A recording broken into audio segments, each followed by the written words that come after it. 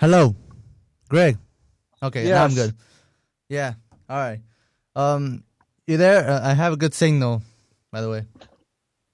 Okay, excellent. And what's the format? At 1 hour straight through? Yeah. And since it's pre-recorded, I can normally go more than an hour if possible.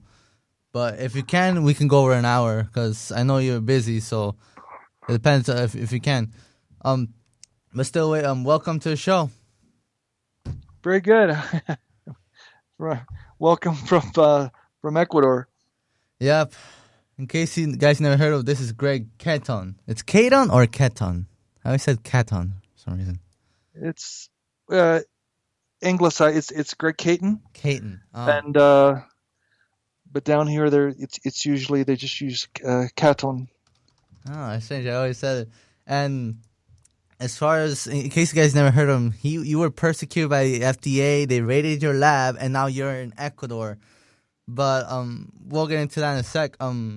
You run Alpha Omega Labs. You run AltCancer.net.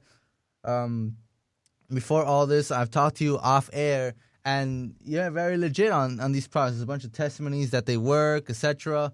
You weren't even on the Alex Jones show like a year or two ago with Mike Adams and Wayne Madsen, and even your wife was here on YouTube. Unfortunately, it didn't get traction because she wanted to.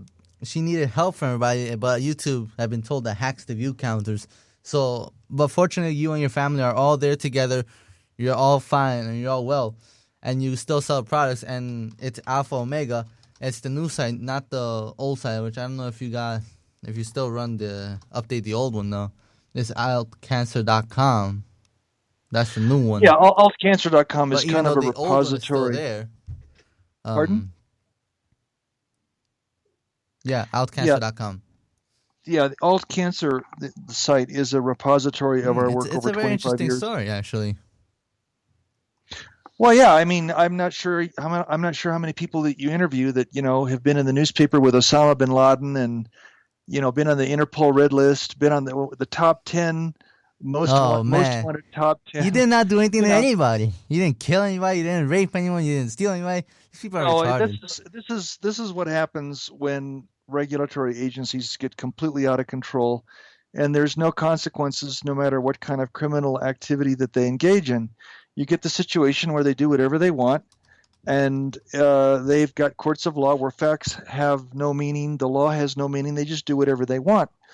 I have Just before I came on here with you, I was speaking to Jerry Pruce, a very well-known Australian attorney who used to be a prosecutor for The Hague in the Oh, Netherlands. And he is very open about the fact that he refuses, under any conditions whatsoever, to travel to the United States. Not now, not ever. of course, And we'll become a police state. if you ask a man who's a former prosecutor at The Hague why he refuses to travel to the United States, he will tell you that the reason is because he's an attorney. He values the law. He practices the law, and he refuses to travel to a country where law has no meaning. It's just Of course. window dressing.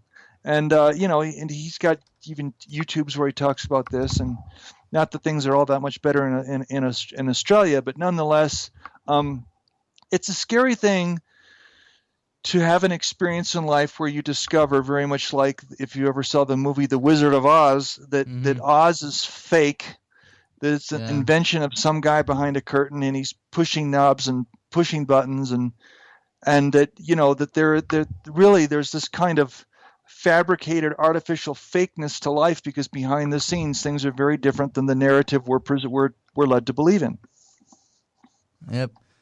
It's And it's chiefest among this is this idea um, that we have not had cancer cures that are really, really effective for hundreds of years now, and there's no that such thing there's as an this. all cure though. Pardon? But people have testified, yeah, they got rid of cancer or it's misdiagnosed. So Well, I mean, if you knew what I knew, then you'd know just how completely barbaric it is to treat to treat cancer with chemo and radiation, which are largely indiscriminate killers of cells that are immunosuppressive, and it's insane. And if you're in this business as long as I have, you come to this conclusion that the, shall I say, high priests of modern medicine are largely geneticists. That medicine fulfills the noble calling of medicine is to kill people and take their money. Of course, it's You know, allopathic is what they what's normally practiced is standard care. I even had Dr. Brzezinski on recently, and he more focuses on the genes and all that. But whenever I tell him all this stuff, it's I don't know if he doesn't know about it that much, and I even told him that I even got rid of most of my sinusitis just by squirting colloidal silver up my nose for a few weeks. Because once you have sinusitis, you cannot smell that much. But now I started to smell much better. But well, it's kind of a long story. I'm not gonna get into it because there's no time. But yeah. So no, it's I mean what credible. you're saying. This is what I mean by suppressed knowledge. Back in the days of the Roman Empire, you do know they didn't have refrigerators, I'm sure. Mm-hmm. And Sure. well, how did they leave? If you had milk out for a while, or you had various types of beverages which have a high AW factor. You've got high amount of free water in most beverages, and how do you prevent them from spoiling? Well, they just dropped a silver coin into the pail, and the presence of the silver coin working with the various food grade acids that were in whatever it was, the milk or the orange juice, whatever, would greatly preserve the beverage that you were trying to keep fresh in a ceramic vessel. Now, that's something that Romans knew 2,000 years ago. How many people today walking on the street know anything about that?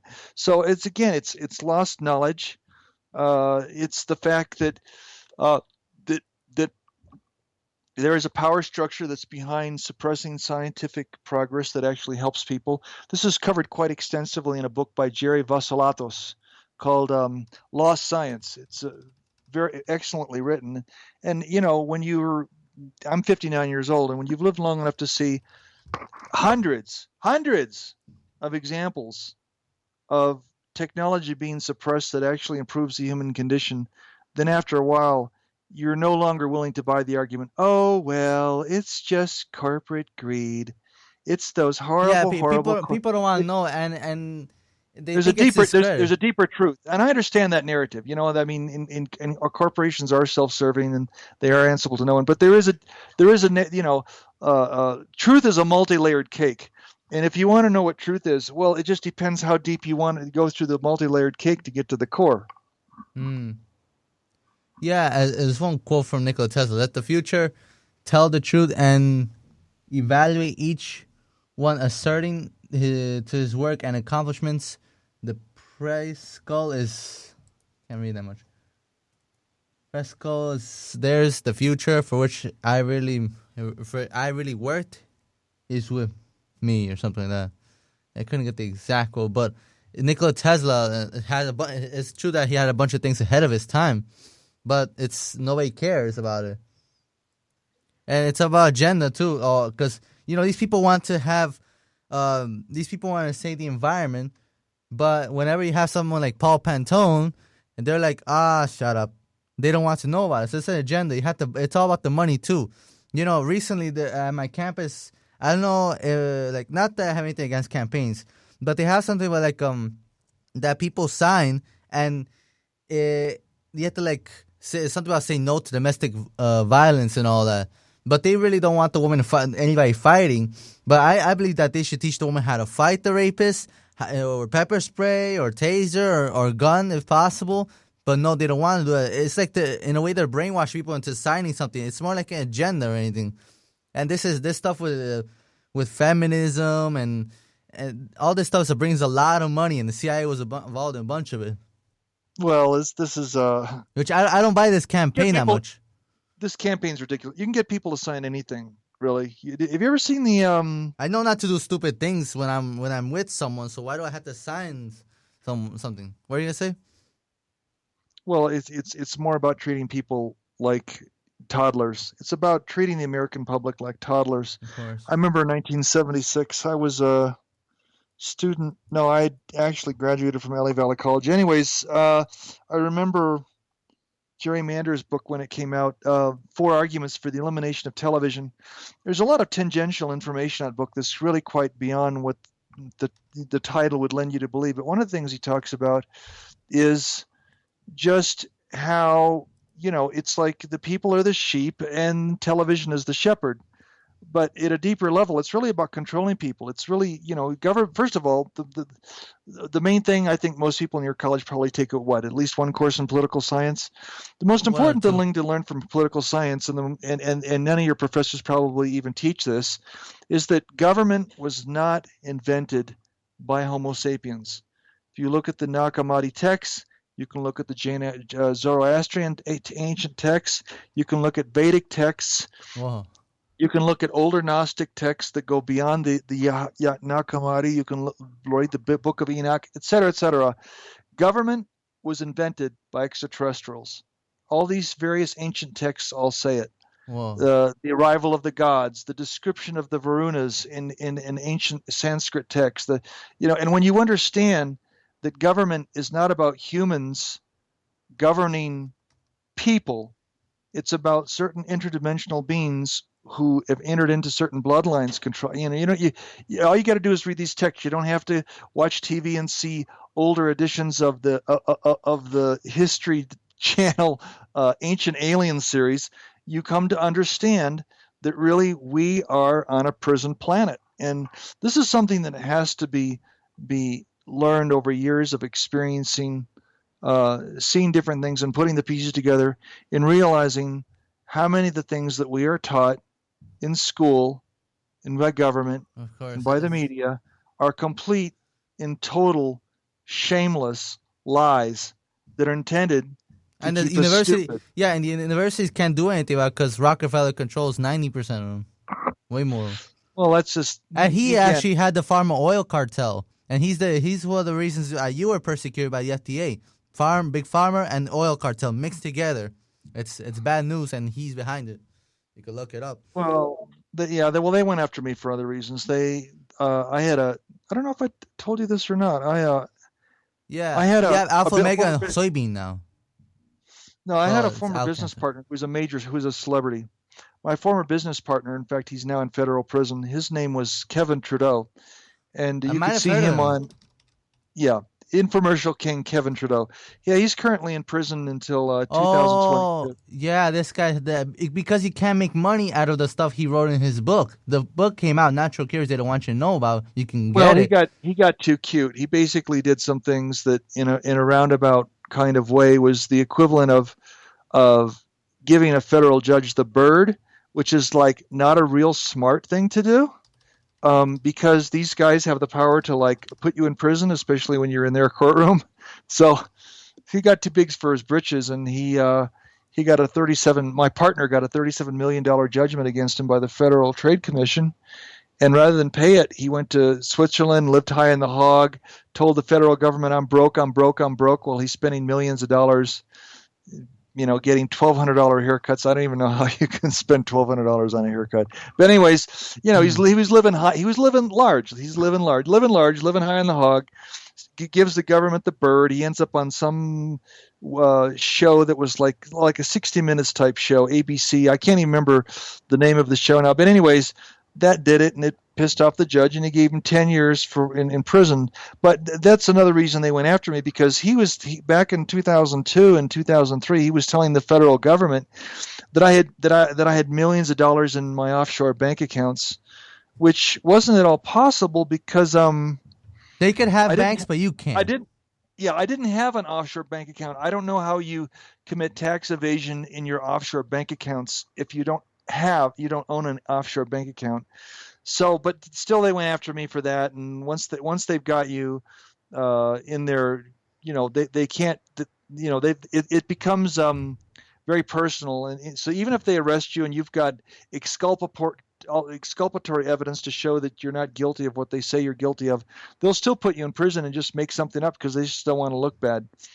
It's kind of like imagine if you had two baseball teams. Imagine if you had a baseball team that was allowed to commit as many dirty tricks as it wanted to, and it could pay off the umpire and pay off the referee. It could pay off, and it could never lose a baseball game because it could just pay off anybody they wanted to disallow the other team's home run and everything. And I know that people who may be listening to this interview are going to say, boy, that sounds pretty bizarre. Well, yeah, it sounds bizarre, but that's exactly what the U.S. government has been doing for years. They use their influence, power, military might. As you might know, the U.S. government spends more on military than the next 25 countries combined. It's a behemoth militarily, and the situation is that they get away with murder all the time. Literally, get away with murder all the time. Of course, there's a bunch of, and they make it look like an accident. You got Michael Hastings, you got Stanley Meyer, a bunch of other people. It's scumbag behavior. But talk a little bit about Alpha Omega. You also have the soybean one, which now it's AltCancer on that because they raid your lab. I discuss how I get started in a free. There's a free online book where I discuss how I got started.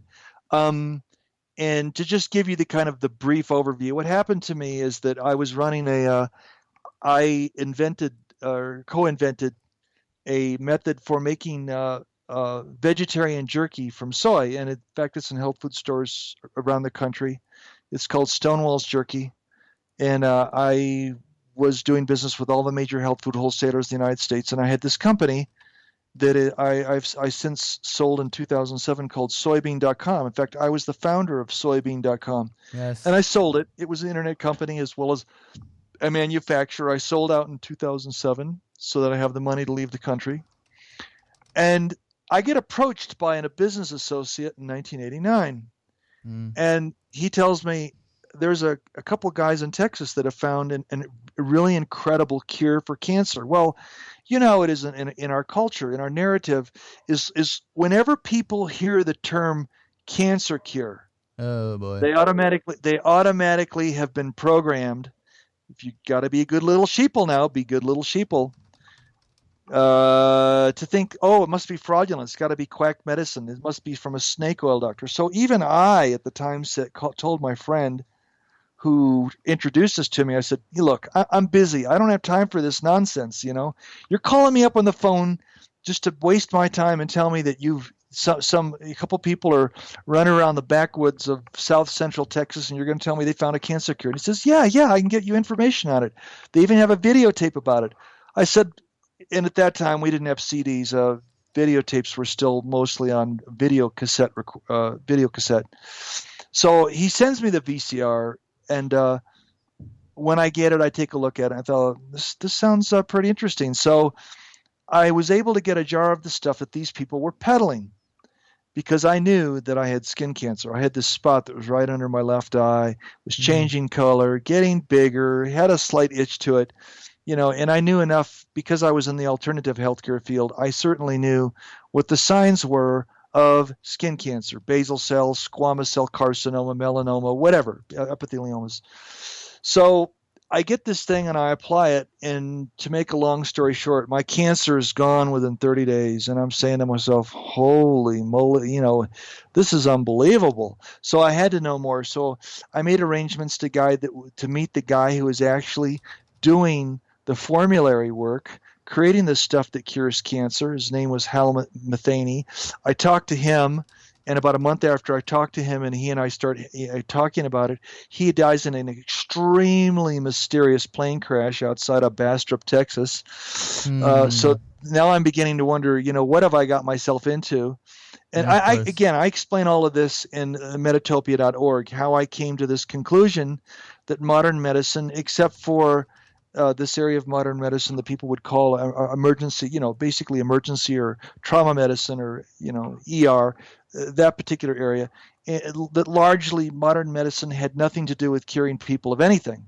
And I had a lot of things along the way that served to further reinforce those views, such as the 1975 book Medical Nemesis by Ivan Illich, and just many things that along the way reinforced the view that medicine was about power and money and had very little to do with curing people of anything, because there's just too many things that have been invented that cure a wide range of disease for next to nothing. Cheap, really inexpensive, that cure major degenerative diseases, Yeah, and they're and consistently bad-mouthed and made criminal by the medical industrial complex. So it's not, and I know they say, well, these things take time because of power, and no, it's not about greed, because you know what, you could always take these devices and these various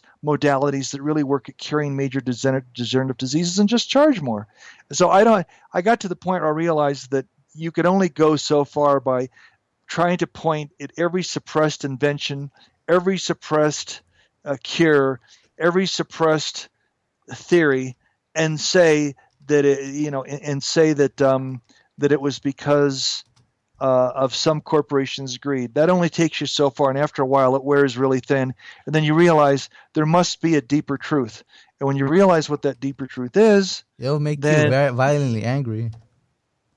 yeah, then it changes your world and you become a new human being. And the reason you become a new human being, and the reason it raises you and elevates you to a level where you're intellectually superior to all the little minions around you who are still, willing to eat the Gerber baby food pabulum that the government puts out, is because you're able to see things in a unified way where things connect and you rise above the cognitive dissonance. The fact of the matter is the average citizen walks around with all this cognitive dissonance, never asking himself the crucial questions. You can't get major answers to why life on this planet is so screwed up as it is until you ask the right questions. You can't get the right answers unless you ask the right questions. Yeah, and for a second I thought he was a double angel or something. But people say the cancer missile is fake, but there's a bunch of pictures where it isolates the skin cancer thing to one tiny dot, and then you pop it out, and it comes like a little ball. Right. And then the skin around it heals, yeah. And then basically you have no more skin cancer. And that's BS, huh? Well, the American Medical Association was established in 1848, 16 years after. The British American Medical Association was established, I think, 1832. But it was not long after they got established that they started really going after things that a lot of the formulas that were and approaches that were being used by the indigenous. It was very rare to see a Native American Indian who was actually sick of anything. It was actually rare, and there's actually records about this. John Wesley talked about it in the 1700s. It was actually rare, very rare, to find an Native American Indian at the time of the colonists who was sick of anything. They knew how to cure. Small children, little kids knew how to cure whatever it is that ailed them. Okay, yeah, their parents taught them, and so what happened to that tradition? And you find out that just how insidious it is, because even one of the signers to the Declaration of Independence, Dr. Benjamin Rush, said, we've got to do something about these damn Indians because they're embarrassing us because they've got cures for European diseases that we ourselves can't cure. And what they did was they produced the first pharmacopoeia, and all they did was just steal from the Indians. That's all the early American medical works were. They were just, let's just steal everything we can because we're pretty stupid. We're from Europe, we're white people, and we're pretty dumb. And we know that we're dumb, but it's okay because we're violent, and we'll just steal everything we need to from the Indians. And out of that came the pharmacopoeias. And so interestingly enough, you had the American Medical Association came in patterned after the British Medical Association, and they started squashing all the things that worked, so that by the year 1855, you had a famous American author, David Thoreau. You had Thoreau actually come out and say it's really sad that the Native American Indians are losing their ancient knowledge, because by that time we beat them up pretty good. You'd already by that time had the Cherokee Trail of Tears, and we were already beating them up pretty good and sticking them in reservations and telling them they couldn't speak their native languages, and you've got to convert to Christianity, and you've got to give up your ways and cut your hair, and also their crazy stuff, basically killing their cultures. And in the act of doing that, they lost a lot of their ancient knowledge. And this has even happened right up to the present day. I was in Hot Springs, Montana back in 2001, and I happened to meet an old Salish chief. You've got an Indian reservation up there called the Flathead Indian Reservation. There's two tribes that make it up that we callously threw together. Those two tribes had nothing to do with each other, the Kootenai and the Salish Indian tribes. So I was speaking to a Salish chief, and he said, there's an old Indian woman I want you to meet because she has quite a bit of herbal knowledge, and she's the last one. Nobody else in our tribe knows anything about it. As a matter of fact, there's less than 50 people alive on this planet who even know our language. We expect that our language will go extinct within the next generation, which of course is easy to believe because I even read in the Wall Street Journal 20 years ago that there used to be 6,000 at the beginning of the 1900s. There was 6,000 languages worldwide. Do you know we're down to 2,000? Do you know 4,000 human languages have gone extinct in the last century? It's true. So, anyways, I could believe that. But the reason I'm even bringing this up is that this old Indian woman could not apparently, and I left not long after that, but she died without passing her knowledge off to anybody. So all of her knowledge about Native American healing was all lost with her because she wasn't able to find a protege. And I certainly wasn't in a position to just stick around and start living in western Montana just to try to pick up this woman's knowledge. I had a factory to run.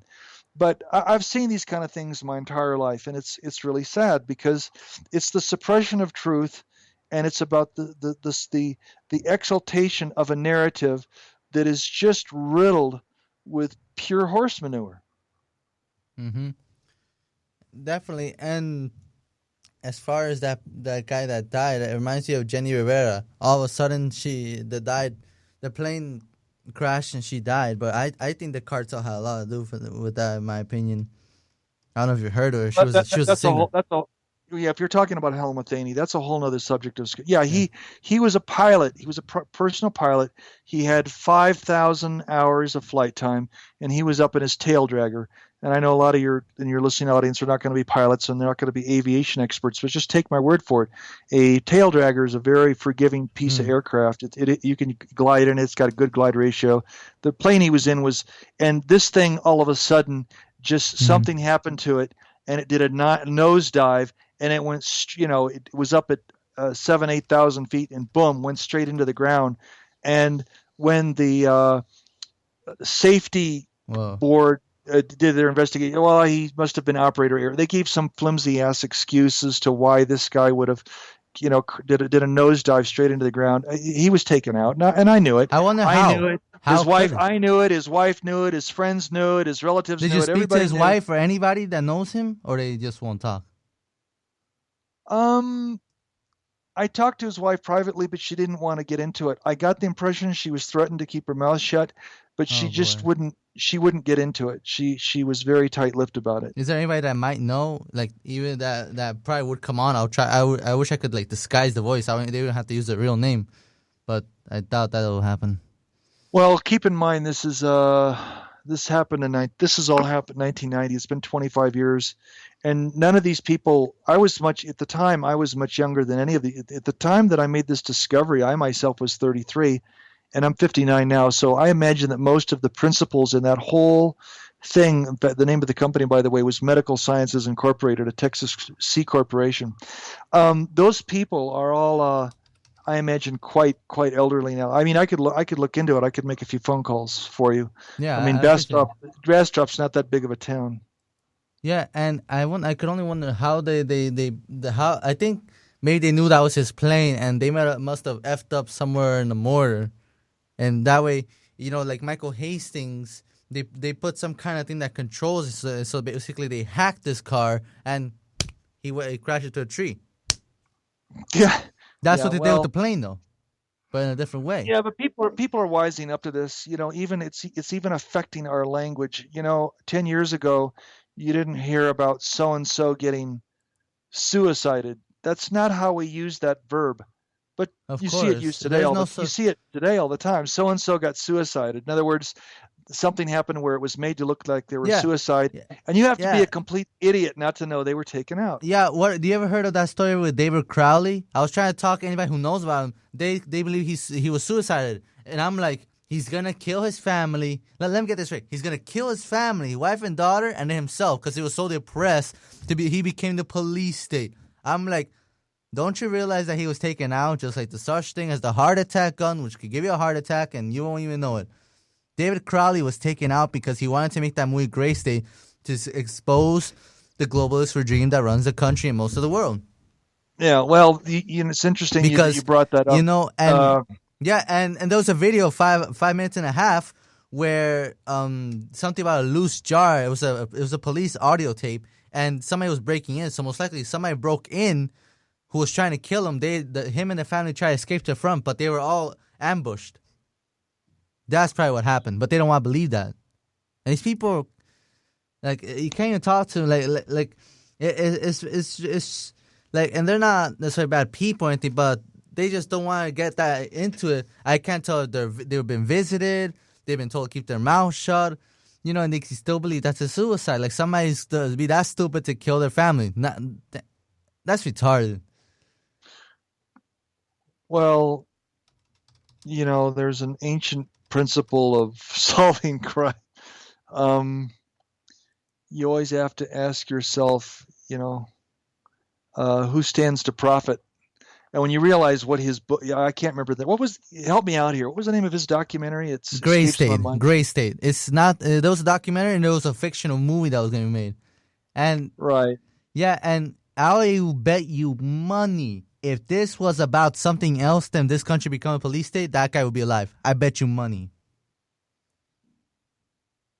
Well, there's another reason they didn't want him. It was timing. They didn't want him coming out with that because there's a fella out there by the name of Dave Hodges. He's got a website called thecommonsenseshow.com.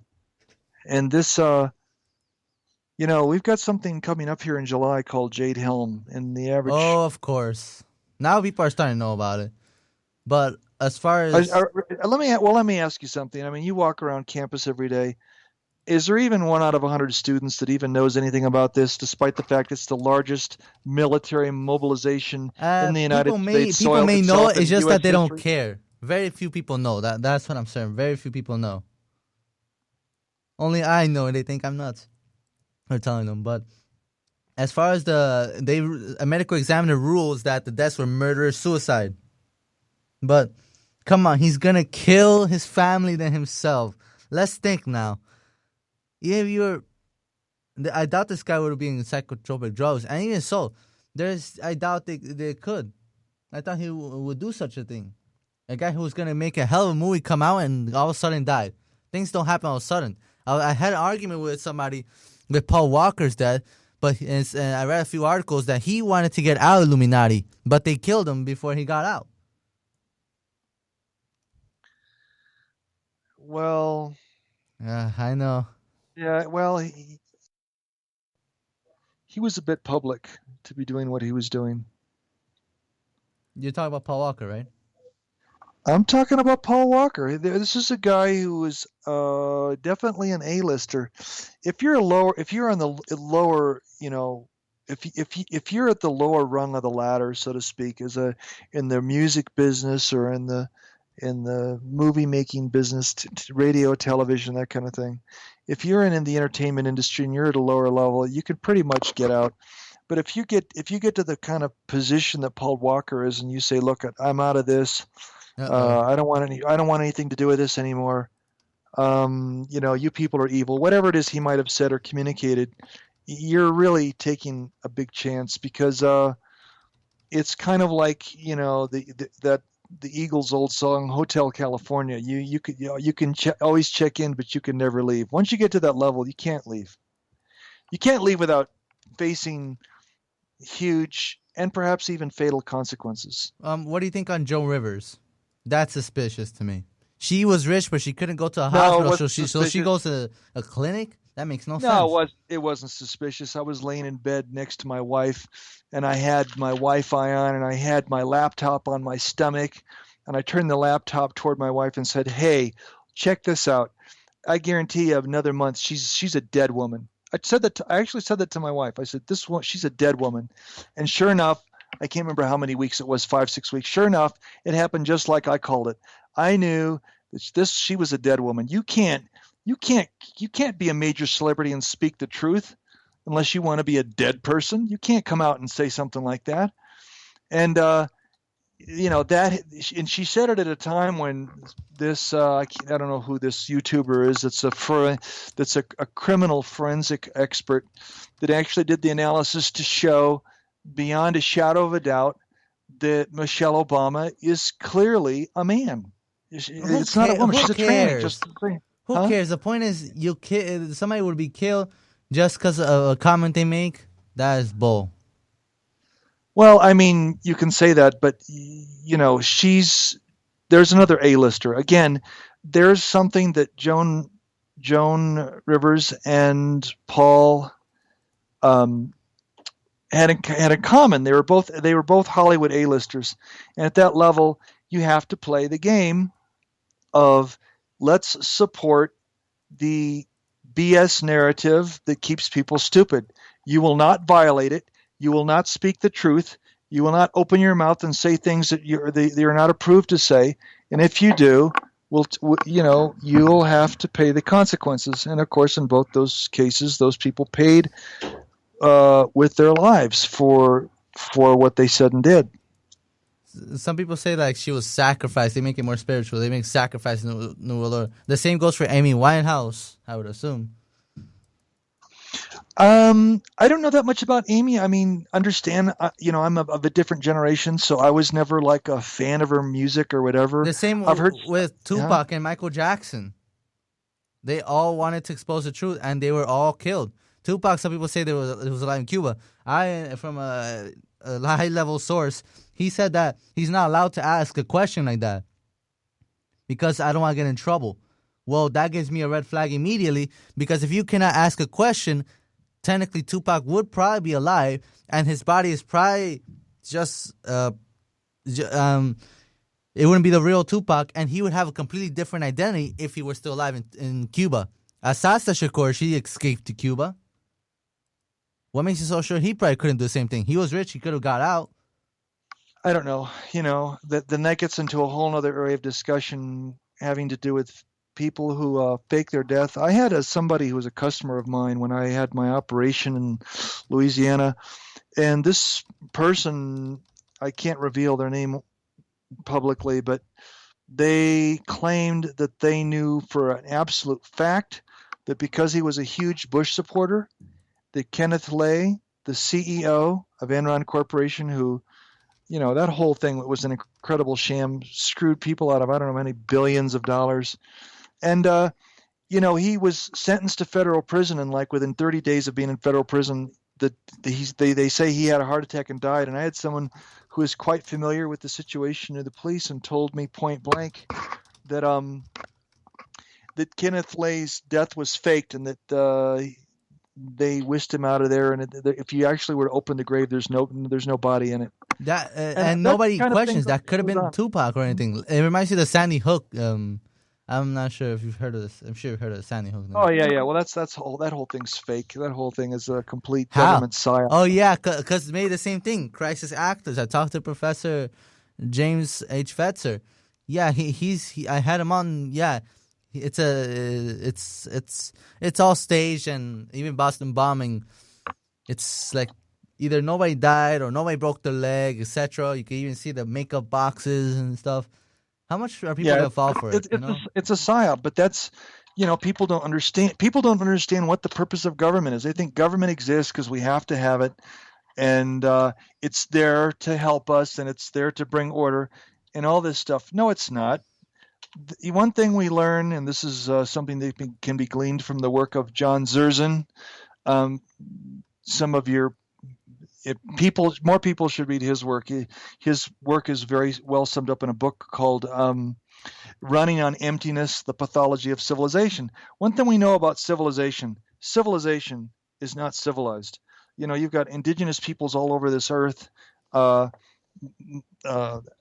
myself have spent a lot of time within various indigenous groups in the Amazon jungle and the Oriente, and I can tell you that people live just fine without government. The purpose of government is to control people. It has nothing to do. There's no necessity to it. You can look at any other of the mammalian species and the 31 different subclasses of mammalia. Look at horses, donkeys, sheep, deer. Do any of them have government? Do any of them have departments of state or departments of defense? Do any of them have, trade delegations? No. Look. It's people have got to get beyond this idea of a government being a necessity. It's not. It's there to control us for very nefarious reasons. And when to learn that and to understand that and to internalize that is the beginning of human wisdom. Mm-hmm. As far as the double agent, I thought at first that guy in 1976 that you met that died in the plane, I thought he was a double agent. But then you met some people that were double agents, scumbags for the FDA, and they looked like, oh, I'm interested in working with you, but they were working for the FDA secretly. That happens to this day, whether it's FDA, CIA, and watch out for this thing. Watch out for this thing called the heart attack gun. They're gonna probably want to go and get you, and oh man, just arm yourself. Do whatever it takes to protect yourself and your family, because things are getting worse. Well, that's true. It's true, and it's sad, but it's true. So then what happened? What happened to the part where your laboratory got raided and then you were indicted and you got out of the U.S. Okay, they brought you back and then you finally left the U.S. for good. Right. I had 2 stints in federal prison, and the second one was where they kidnapped me. And what happened was that when I got back here in 2011, very much as in the case of Julian Assange, the Ecuadorian government in this country, I understand you yourself are Ecuadorian, so you may know this. All the military and police in this country are under something called the Ministry of Interior, right? The current guy in charge of that operation is another Quicano by the name of Dr. Jose Serrano Salgado. And the thing is they convened a special session of the Ecuadorian government to talk about my case, specifically to focus on my case. And all the documentation to prove all this, by the way, is in metatopia.org, Chapter 3. And basically the conclusion they came to is that everything the U.S. government had done was completely illegal. They violated domestic law. They violated international law. It was an extraordinary rendition. I was kidnapped. And what the U.S. government did to me is no different than asset forfeiture. Let's say, Chris, that you said something on the air and you did something to really, really piss off some New York mafia people. And so they send some people to your university to because they don't like what you've said, they're going to kidnap you and torture you or whatever, okay? The mafia does that because you have said something to piss off the mob. Okay, that's exactly what happened to me, except in this case, the mafia that kidnapped me and committed the extraordinary rendition and put me on the Interpol red list and said that I was one of the 10 most wanted and did all this other crazy stuff that has no basis in fact, said I was peddling drugs, all this stuff. And Parade does not question. They just say, most wanted because they don't want to lose their job. So they just it's a public publication. It's a complete the publications that are like Parade. They do whatever they're told to do. It doesn't matter whether it has absolutely no basis in fact or not. They do whatever they're told, and in fact, I published an essay last September where I was in this essay, I happened to be quoting the former head of the CIA, whose name escapes me at this moment. But anyways, it's a very famous quote, by the way. You can Google it. And the quote is, that here, let me pull it up because it's actually so poignant and it's so actually relevant. Casey was his name, Bill Casey. This is emblematic of the nature, purpose, and function of government. And if people don't understand this, they don't understand anything. And the quote is, and this is taken from 1981 by William Colby, the former head of CIA. He says, "The CIA owns everyone of any significance in the major media." In other words, we own everybody. Everybody's a prostitute. Everybody works for us. And if you're not going to be a prostitute, we kill you. Okay? Yeah, and the quote continues, "We'll know our disinformation program is complete when everything the American public believes is false." Now, he said that. That was actually in a major publication. He actually said that. In other words, at this point, there's the evolution of American governments has reached the point where they're actually laughing at us. They're laughing at us. It's like no matter what we tell you, no matter how ridiculous it is, no matter how provably false, we can make you believe it. Oh, and if certain people in the media, like let us say Joan Rivers, says something contrary to our narrative, well, it's not a problem. We just take you out. They'll disappear you. Right? What? It could be anything at all. They could disappear you, suicide you. And people believe it. Exactly. And I've had people, and I have to admit, I have had people who call me up on the phone or send me an email, and the gist of what they say to me is, Greg, you're kind of become flamboyant in your views. Aren't you afraid? Yeah. You should go to Russia. They can't get snowed in easily. Russia is like the safest place right now. If you can't go there. Yeah, but you know what? Because Ecuador in South America, they have immunity. But try going to Russia and getting snowed in. So why think they don't go I'm not so sure he's not part of controlled opposition, but that's a whole other discussion. Where it is for me, Chris. Where it's at. I'm asked by people, aren't you afraid that if you say anything more truthful, aren't you afraid they're going to kill you? And we'll make sure. What my response is? I've gotten to a point. I'm not afraid of dying. I'm afraid of living.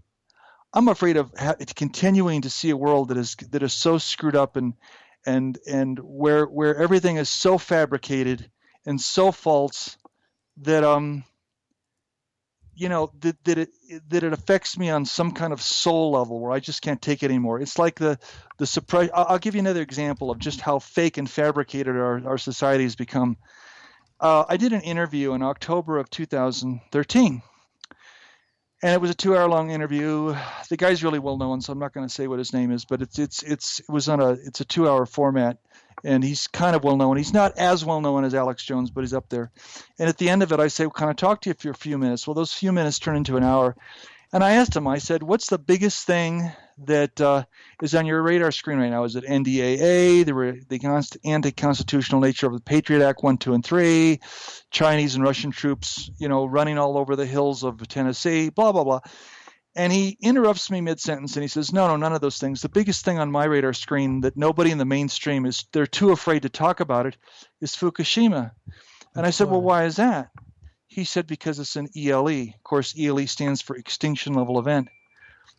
And my response to that, because at this point I'm thinking, boy, that's a pretty healthy piece of doom porn. I said, well, where do you get the idea that Fukushima is a extinction level event? He says, well, I've got oceanographers and biologists telling me privately that you take this thing out 10 years and this is going to kill most life on this planet. I said, and at the time I'm even thinking, man, that's a lot of bunk. Well, we have a restaurant and a bar here owned in Cuenca called Wunderbar, and the guy that owns it is from Hamburg, Germany, and I happened to be in there telling the same story to a friend of mine, and she says, I'm a personal friend of Lauren Murray, who you can see her interviews on YouTube, and Leurenmoret, Lauren Murray. She's a top-notch, 5-star, geophysicist, and she says we're done for, especially in the northern hemisphere, north of the equator. It's done. It's over. This thing will end up. People don't understand the implications of it, and that was in November of 2013. Well, we're in April of 2015, and I have to tell you, with all the signs of all life in the Pacific Ocean, it's dying. Of course. I mean, I don't know if you saw that study off the coast of British Columbia where they can't. We're losing 200 species a day, according to Professor Guy McPherson, former professor of ecology at the University of Arizona. Literally, we are living on a dying planet. And when I first as far as Fukushima and the Japanese earthquake, I've been told by someone high level that it was actually perpetrated by HARP and all the other people. It was man-made because Japan didn't want to sanction China, so we something about an oil drill and all, and then we give Japan an earthquake and tsunami and Fukushima, which is basically we nuked Japan for the third time. But people don't know about this. But I've been told off air that we did it because Japan doesn't want to sanction China, so we caused that. So if anybody who's in Japan listening. Chris, you're acting like that's kind of secret knowledge, and it's not. If you can get away from the mainstream media and actually talk to the scientists who know about these things, they'll tell you quite openly that it was deliberate. Loren Murray indicates that both the Chernobyl accident of April 1985 as well as Whoa. Fukushima accident of March 2011, both were deliberate. Both were perpetrated deliberately. How could it? Um, Was it some virus that hacked? Because according to even some research I've done, there's something called the Stuxnet virus, which is a U.S. Israeli developed NSA virus that actually hacked into Fukushima and started shutting things down, making things go AWOL or go berserk. well, yeah, well, it's on a deeper level than that. The signature, because whenever there's that kind of an earthquake, you know, you don't have to be uh, that knowledgeable as a meteorologist to be able to read the vibrations from it. That's the recording equipment, and understand the difference between the signature of a nuke and the signature of an earthquake. There's no relationship between those two. The signature of a nuclear explosion vibrationally and the signature of an earthquake are entirely different. The signatures, the seismic signatures that were produced by Fukushima clearly indicate that it was nuclear. So, and we There, did that. there, there's nothing. There And was no the earthquake about it. Japanese But of government doesn't course, even know about this. I wonder, do they know about this, or they're too afraid to talk? they're too afraid to talk. They don't know about it. You got to be, You gotta be like uh, Russia. Russia and Iran try to mess with them, see what happens. And we're trying to get a war with Russia, and Iran's being armed, and China. Let's see what happens if we try to. Because in a way, I think they're like our last hopes. Because is it bad to say I wish the Russians would come sometimes and end this all? It sounds radical, but in a way, well, it's going to happen soon enough. And I know that most of your viewers may not be in a position to willing to accept this, but I have it on pretty good authority. Between now and Christmas, let's see, this is April, so we've got 8.5 months. This is April 15th. We got 8.5 months left by the end of the year. By the end of this year, I can tell you, and you can mark me on this, the U.S. is going to look considerably different by the end of this year than it looks now. And I didn't believe that why until all this exactly? stuff. Huh? Why exactly? What's something new that I haven't learned? They're gonna make this country just a police state before 2016. People don't think these things through. It was going to be short term anyways. How long do you think the U.S. government which has which has doubled its national debt since 2008? How long they It's continue to it's send out 50 million, food stamps per month? How long I can continue? I mean, it's all a big joke. Today we had to file the taxes, which we're basically deliberately giving our money to offshore banks and the Federal Reserve, and the IRS is gonna raid people. Eventually, we're gonna have to start trying to defend against raids, like John Joe Gray. I don't know if you ever heard of him. You ever heard of John Joe Gray? offhand, I haven't. Who is John Joe Gray? John Joe Gray is a sovereign citizen fugitive from the law. He killed the sheriff, and now he lives in his acre. It's like the longest standoff in American history. He can't get out. Nobody could go in. Well, he's got to eat and get water. I mean, No, but where's there's this no person? electricity. No.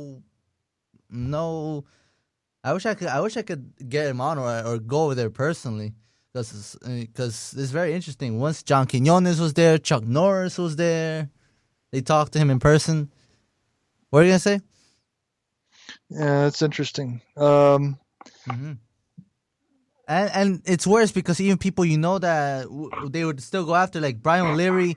You told me that they killed him, like they probably shot him with some kind of thing that killed his liver, and I'm like, it was the concept of the heart attack gun, which I've been told it's easy to No. make, Let me be specific, because I'm a stickler. I'm a stickler for facts, and the heart, not government, yeah. not government propaganda. I'm a stickler for facts. I was sitting in. Brian O'Leary was an astronaut and a personal friend of mine. He was a former NASA astronaut. He was supposed to be on a Mars mission, and then he got canceled. And that's a whole other story. And all that's information is online, by the way. But he was a former professor of Princeton, as well as having been an astronaut. And the guy had quite an illustrious career, but he talked a lot about free energy and about the need to make free energy widely available. And because of his credentials, because of his pedigree, people would listen to him. And he told me personally, this is face to face, because right there in his living room, he and his wife have a place in Vilcabamba called Monte Sueños, of course, Spanish for mountain dreams. And I went there in 2009, and he told me the story about having gone to a Tavistock Institute, I think it was Tavistock, meeting in Colorado, and he got approached by two guys in the military saying, "We have a job for you to do." And the long and short of it is that he was said, "Look, I really don't want to do anything for you guys. I'm not willing to take on any contracts to do anything or speak about things I don't believe in, or basically." They wanted to kill you. They wanted him to kill you. No, they had a job for him to do, and to tell you the truth, the way they described it to me, I don't think I know that he knows what the job was. But anyways, they said they were very angry at him because he basically said, "I don't want anything to do with you people." And so not long after that, he was in his home, and he was very open and blunt with me about it. He was on the toilet. I mean, the guy was sitting on the toilet, and he had a heart attack and bent over and fell on the floor.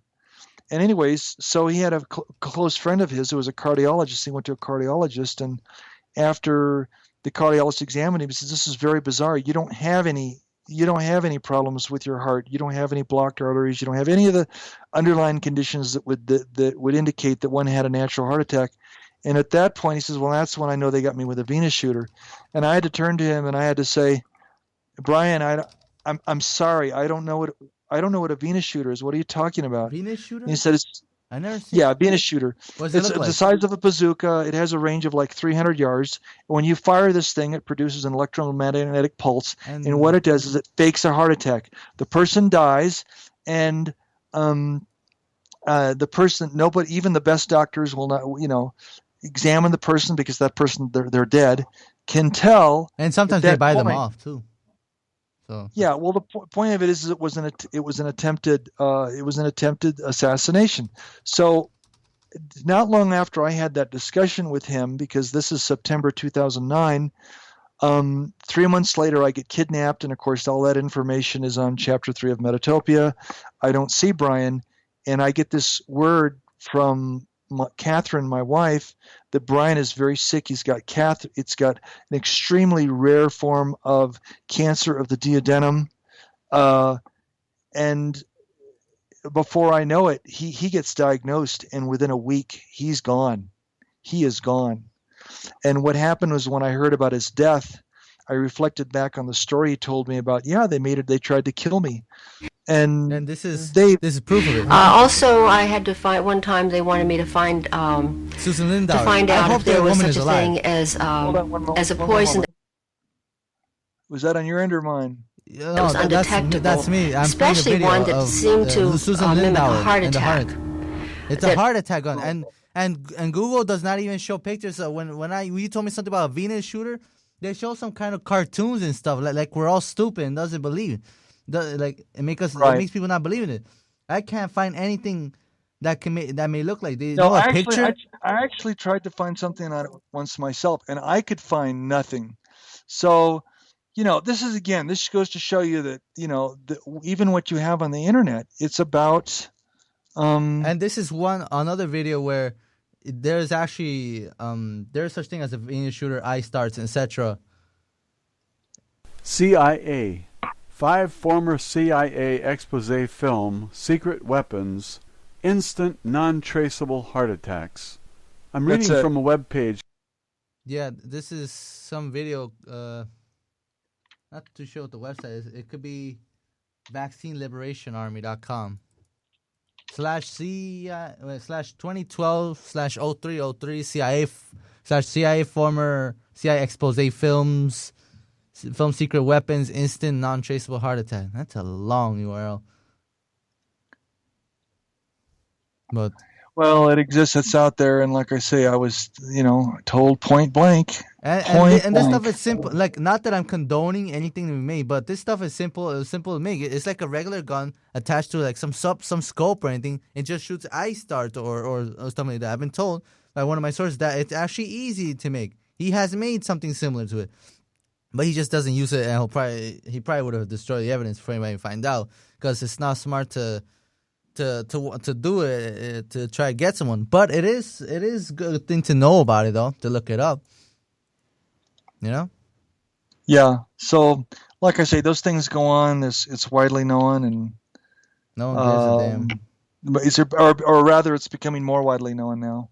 Yeah, and you will never, ever, ever, no matter how much evidence, you will never, ever see anything ever put out on it by anybody in the mainstream media. Not now, not ever. Wow. And if they do mention it, well, they'll probably disappear. Like that interviewer who interviewed Snowden, he had a heart attack and died right after it. Or that CBS reporter that died in a car crash. This stuff is getting more suspicious. That's recent, the car crash. Yeah, it is. Oh boy. So, is there anybody else you keep in touch with? Well, if you want to name him. I was thinking maybe Jim Humble. I'm at a point now. Yeah, you mean Jim Humble? Yeah. I haven't actually. I've never actually met Jim. He's extremely busy. I couldn't even do a full hour with him because he's extremely busy. Him and Carrie.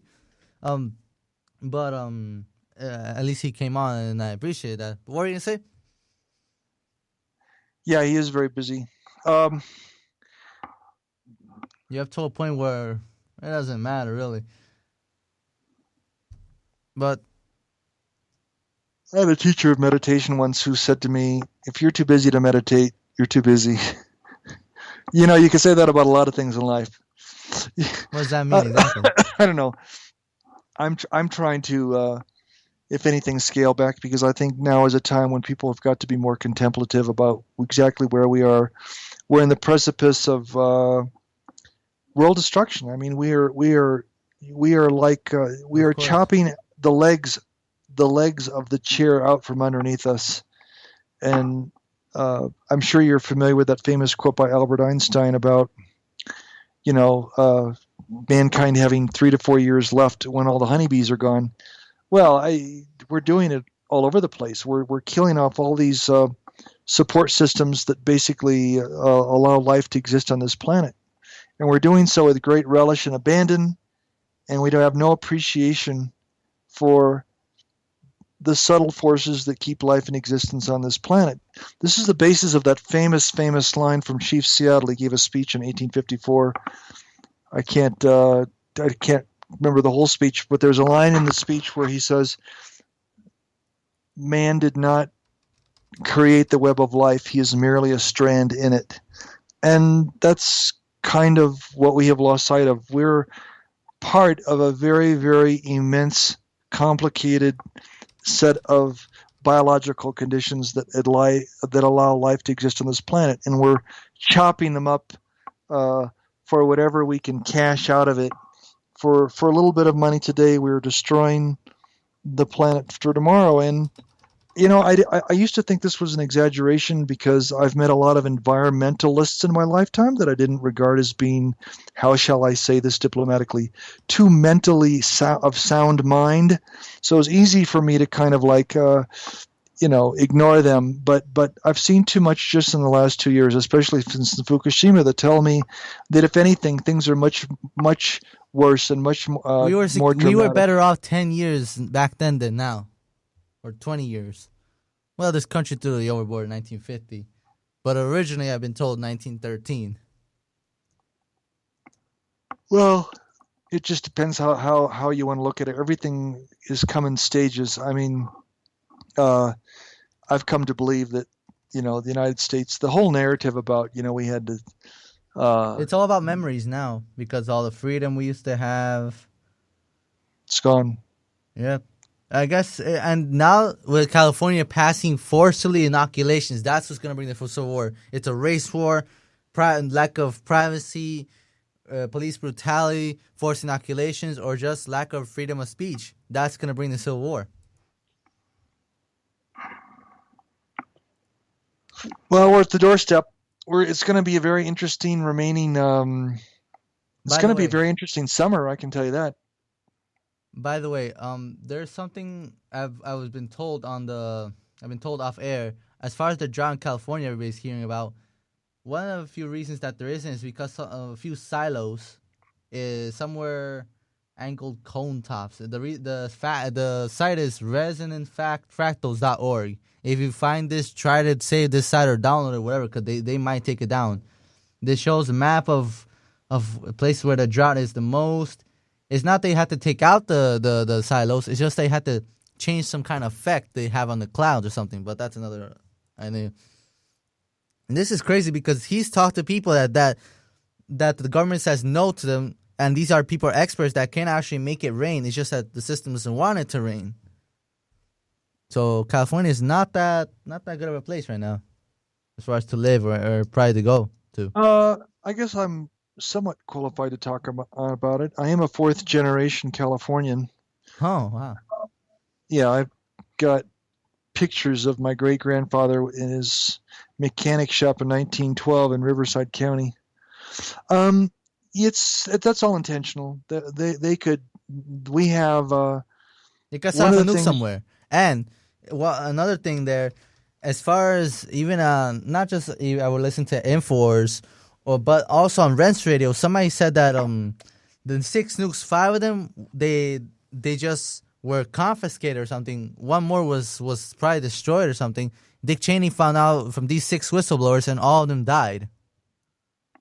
And it's hard to find out who it was. This guy, scumbag, is an understatement for him. Because of him, we went to war. 9/11 happened because of him. Well, we let it happen because of him, mostly. Well, I think we need to go. I think we need to stand in a position where we're looking forward. Right now, what we're looking at is. Are you thinking of like Paul Harvey? Like similar? There's some Paul Harvey's 1965 radio warning to America. If I were the devil. Something. Until I have seized the ripest apple on. If I were the devil, I wouldn't be happy until I have seized the ripest apple on the tree. All that stuff is happening.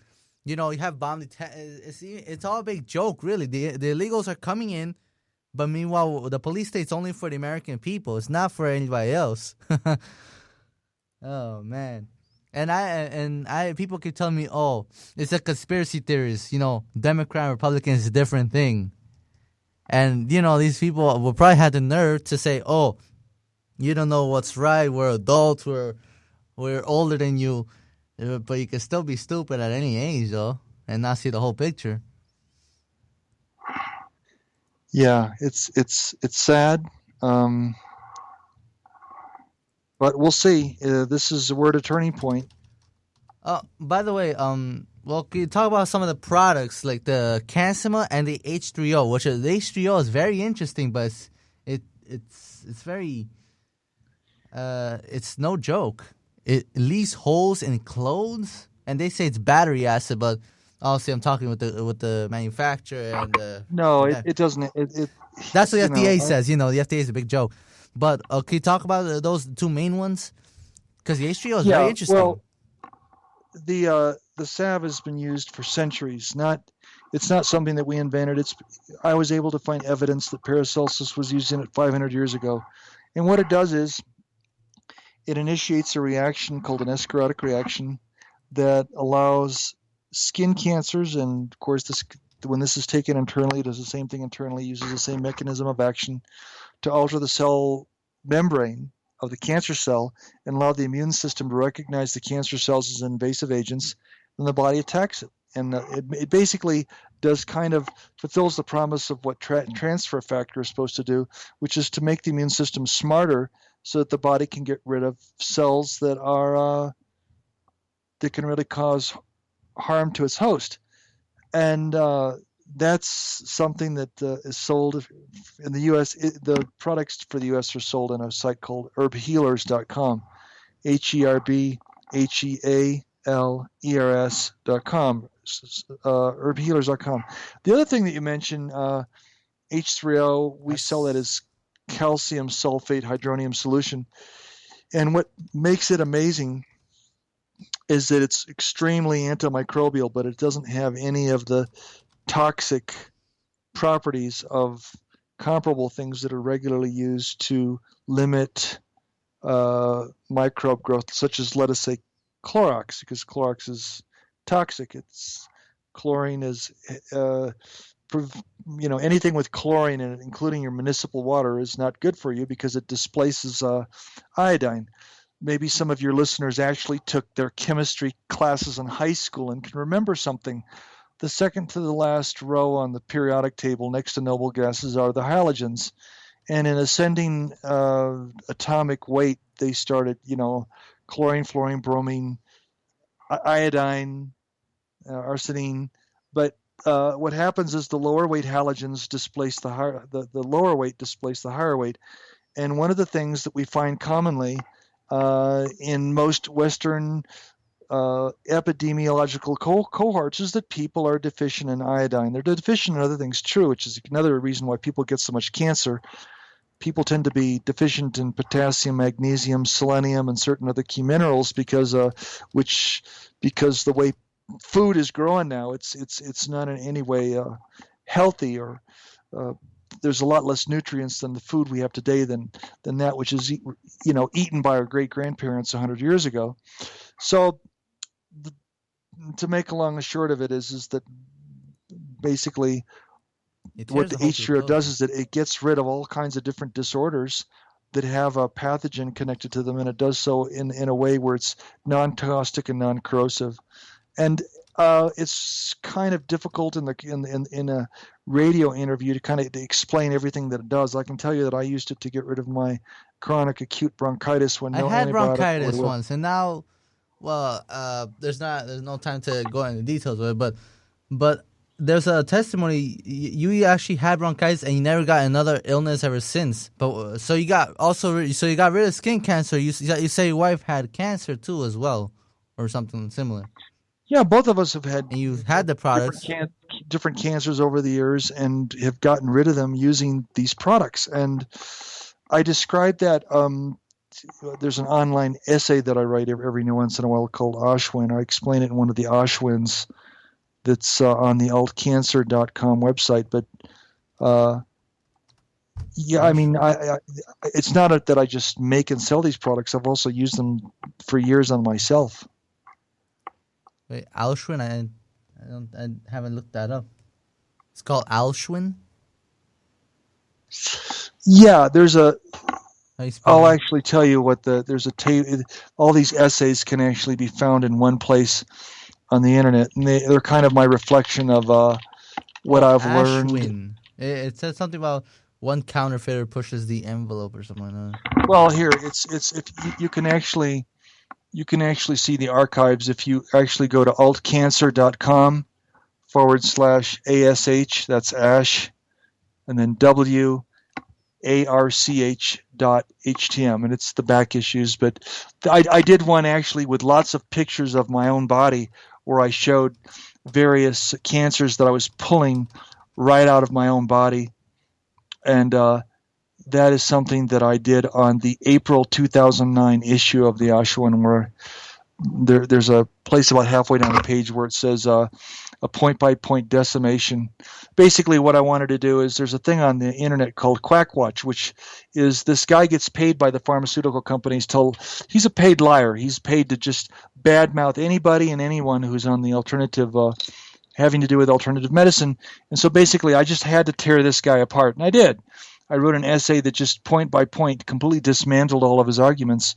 And in the act of doing that, I also had a bunch of pictures of all these cancers that I was removing from my own body at the time, because I was very sickly. I had kind of let myself go after I'd gotten out of the U.S. I just had this period of time where I needed a detox. In the act of doing that, I had a series of different skin cancers that I'd gotten, and I show graphically how I remove them. And you even have Michelle Bachmann talking here. Obama is running a gangster government. There's a video right under that. Yeah, I know that. I posted that in 2009. Isn't it funny? I thank the gentleman from Missouri, and I'm very concerned again about these motor takeovers from the federal government. One thing that I'm very concerned about, a story came out today where there's been approximately 1,500 letters, I believe, that have gone out to GM dealerships. One story that came out today, there's a dealership that I know of that applied to their Democrat senator to appeal for help so that they could stay open. That senator was able to arrange a meeting between the dealer and the officials at GM. Great, that's wonderful. There's also another article I saw today. Now we've moved into the realm of gangster government. We have gangster government when the federal government has set up a new cartel and private. Oh boy.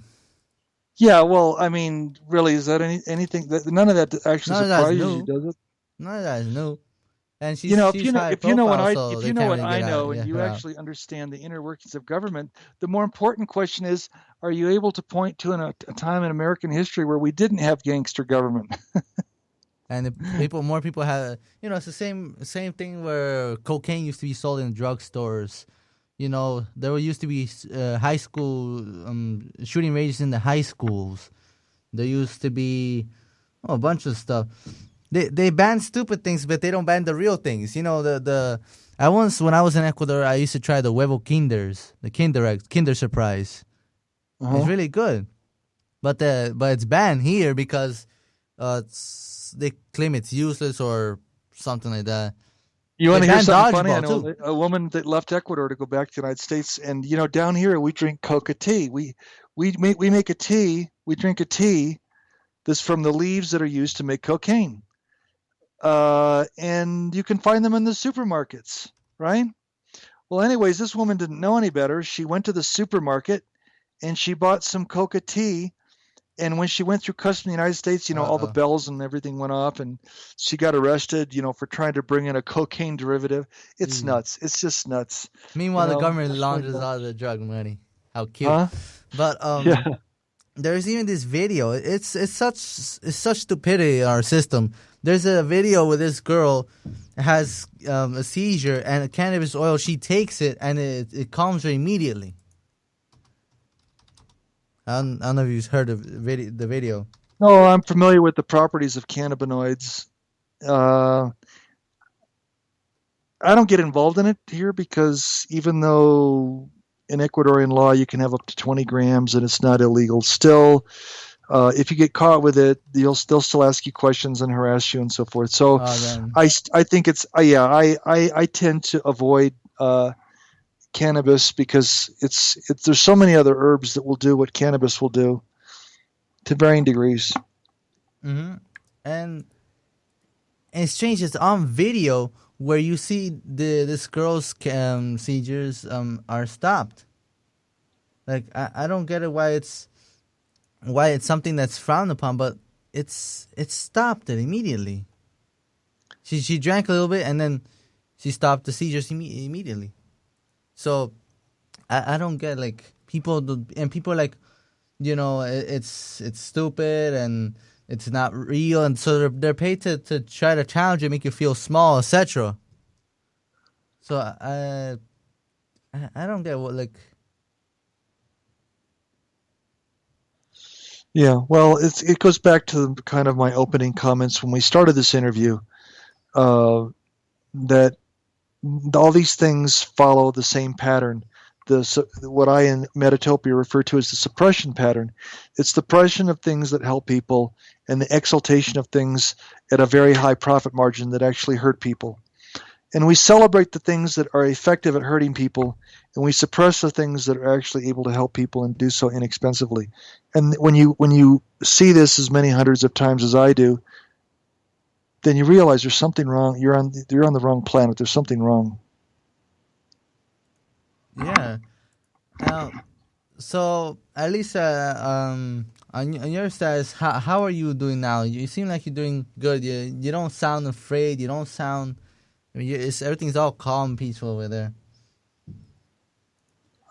Well, I live at 10,000 feet in the Andes Mountains, so, and I don't know, age brings with it a certain degree of equanimity. I'm 59 years old. How much longer do I have? 30 years maybe, if the world wasn't completely as screwed up as it is. I don't know. I've reached a point where I feel like I've learned what I've needed to learn to basically see through the matrix, understand how the world really works, and be completely unconcerned. And that unfortunately, you have your whole family. And be unconcerned, and furthermore, be unconcerned that 99% hasn't been down there. So now you say he's down there with you guys, and basically that's you'll stay at least until you get a pardon. I think you should have a pardon to come back, just like Snowden. But he's not gonna. I don't care. No, I'm at a point I don't care. I love living down here. I don't care anymore. I don't. Here's something else about getting a pardon. There is, in the act of getting a pardon, some implication that you did something wrong, or why would you be asking for a pardon? I wouldn't ask for a pardon. I have too much respect for myself. If I had ever done something in my lifetime where I harmed somebody, I did something that was really wrong, I actually did commit a criminal act, then I would feel that I should ask for a pardon. But I'm not going to ask for a pardon when I've done things that I'm really proud of. And what the government did is actually charged me and threw me in prison for things that I feel ascend to the very highest level of ethical and moral development of the Homo sapiens species. So do I feel that I should ask for a pardon? Okay. Just to be safe, at least. I think you probably would have. Because then you might get in trouble again, maybe. Because if you have a pardon, aren't you protected? Honest to God, though, I don't care. I mean, I don't think my views are. The former U.S. Assistant Secretary of Treasury Paul Craig Roberts recently wrote an essay, and the essence of the essay was that the only thing that's left in Washington now is just pure evil. I got to tell you, I never thought in my lifetime I'd actually see a day where you've got a top Washington, D.C. official actually say, the only thing we've got in Washington, D.C. anymore is pure evil. I never thought I'd see that day, but that essay came out about a month ago. I had to take a look at it. Paul Craig Roberts. So, and he was the economist and... No. He was United States Assistant Reagan. Secretary of the Treasury. It reminds me of Charlotte Iserbyt, where she wrote the book, The Deliberate Dumbing Down of America. Well, that's a whole other thing. That's another that reinforces what I was saying earlier about the role. The government's highest role, its very purpose is to keep people stupid and control them and treat them. Well, if you remember the movie The Matrix, it's a great analogy for this. We are just slaves. We are slaves to these structures that have been created by interdimensional ETs. And again, for those people that might think that that's conspiracy theory, well, they are not familiar with what's in the Nag Hammadi text, or not familiar with what's in the Zoroastrian, Vedic. What if something could end your child? Sorry, I was trying to look for that video where that girl's seizures are stopped immediately, and nobody cares about weed. Grand mal seizures per month. Then, Charlotte's parents found $2. I can't find the actual video where she took it, but sorry, what were you saying that... No, you happen to bring up Charlotte Iserbyt, and it's just you're bringing up a lot of tangential stuff that's actually kind of supporting my original statements. I don't know if you're doing it deliberately or not. What? I hope she's still alive. I think she has like a blog or something, but that she updates. But I haven't got any. I read her book before I was introduced to John Taylor Gatto, who wrote a book called Dumbing Us Down, and it's basically the same. It's the same concept. Listen, I have a history book in my library. It was copyright 1825, and it's a history of civilization. And what this book is designed for, it's designed for you if you're a 12-year-old, okay? A 12-year-old, the equivalent of whatever that is, a sixth grader, to teach you about the history of civilization. The language that's used is such that I would say that the average senior in college in the United States today could not read this history book written in the 1820s for 12-year-olds and grasp it. That's how developed the English language was then, to the point today where it's been done down to the point where the English language has very little resemblance to the English language that was used at the time of the colonists. There's not the same richness of language, of vocabulary. The sentence structure is much more limited. There's not as much use of complex subordinate clauses. There's not as much use of there's just a whole richness to the use of the English language that doesn't exist anymore. You know, I remember I was in a halfway house in 2011 before I was able to come home to my wife, and I had this person, and I'm not saying this is not a statement of this, because people of all races in the United States talk like this now. But I had this woman who was in charge of me. She was worked for the halfway house. She came up to me because there was supposed to be some kind of roll call, and I had to take a pee. So I got out of the bathroom. I went back there, and she comes up to me in the hall, and she goes, "Where you was?" And I was kind of taken aback, and I said, "Do you mean where was I?" And she gets all pissed off and writes me up. Oh boy. Where you was? Oh. So there's been this degradation, and by the way, it's true in scary. It's not Spanish. Even funny. I had a publication here written by an alchemist called Fulcanini, and the title of this work, which was originally written in Latin, is Fin de Gloria Mundi, an end of the glorious world. And I got a copy of the Spanish translation. I took a friend of mine who is a medical doctor. This guy is a medical doctor. He practices in Guayaquil, okay? And he tells me that this work written in Spanish 100 years ago, roughly 100 years ago, he said it's such complex, rich Spanish, it's hard for me to read. And this guy's a medical doctor. He's got 8 years of college. Now, what does that tell you? Anyways, you're not taught. It was on somewhere. Who was it? Doctor. How was it? What's his name? Dr. Glidden. And he was on Rents yesterday, and he said that doctors are not taught how to really care for people. It's just one part. It's allopathic medicine. There's all no, they're kinds drug of dealers. stuff. I have friends of mine who are medical doctors who quit the profession and got out on ethical and moral grounds. When you're a medical doctor today, when you go through school and you actually get MD, and you get to put that after your name, and you go through your internship, and now you're able to actually practice, and you're set up. You're all set up with the licensing board, etc. What you are, this is more true in the United States than any other country on earth. What you are is you are a drug dealer. That's all you are. Now, granted, you may not be pushing cocaine, you may not be selling heroin. You know, you're not selling illegal narcotics. That's per reminds se. me of Portugal, where they decriminalize the drugs and but my point is that the doctors today, that's definitely the case. How much do they notice about nutrition or homeopathy or any of these other modalities that have been proven to be effective? They know nothing. They don't. I mean, up until the 1960s, you could open up the Journal of the American Medical Association or the New England Journal of Medicine or any of these other technical publications that are put out by the medical community, and they were supported by the tobacco companies. And most of them read like 9 out of 10 medical doctors say smoke Camel. It's the doctor's cigarette of choice, you know. And of course, we know now with all the data that they have been able to suppress, you know, that smoking is not good for you. Novel concept, huh? Smoking is not good for you. You know, it leads to greater incident of cardiovascular disease and lung cancer, et cetera, emphysema, COPD, okay, and so forth. And so, you know, and you could say in many ways that the things that the medicine supports today, that many of their policies and practices are no different than using medical journals to say, hey, smoking is good for you. Yeah, and something like this.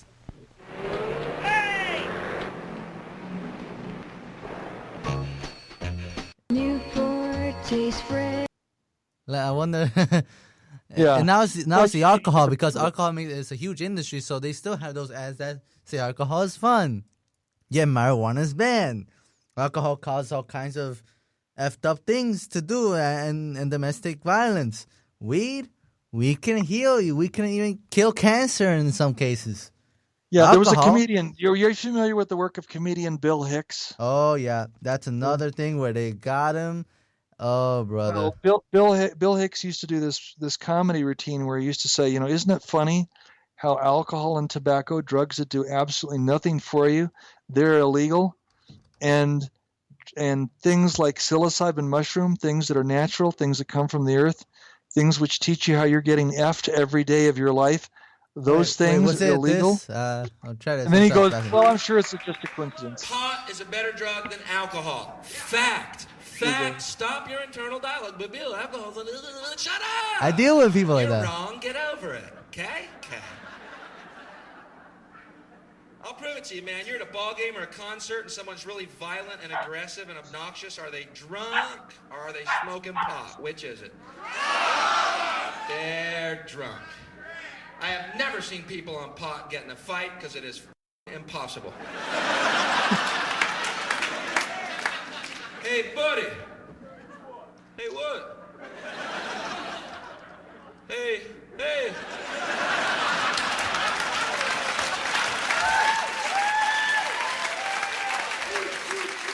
End of argument.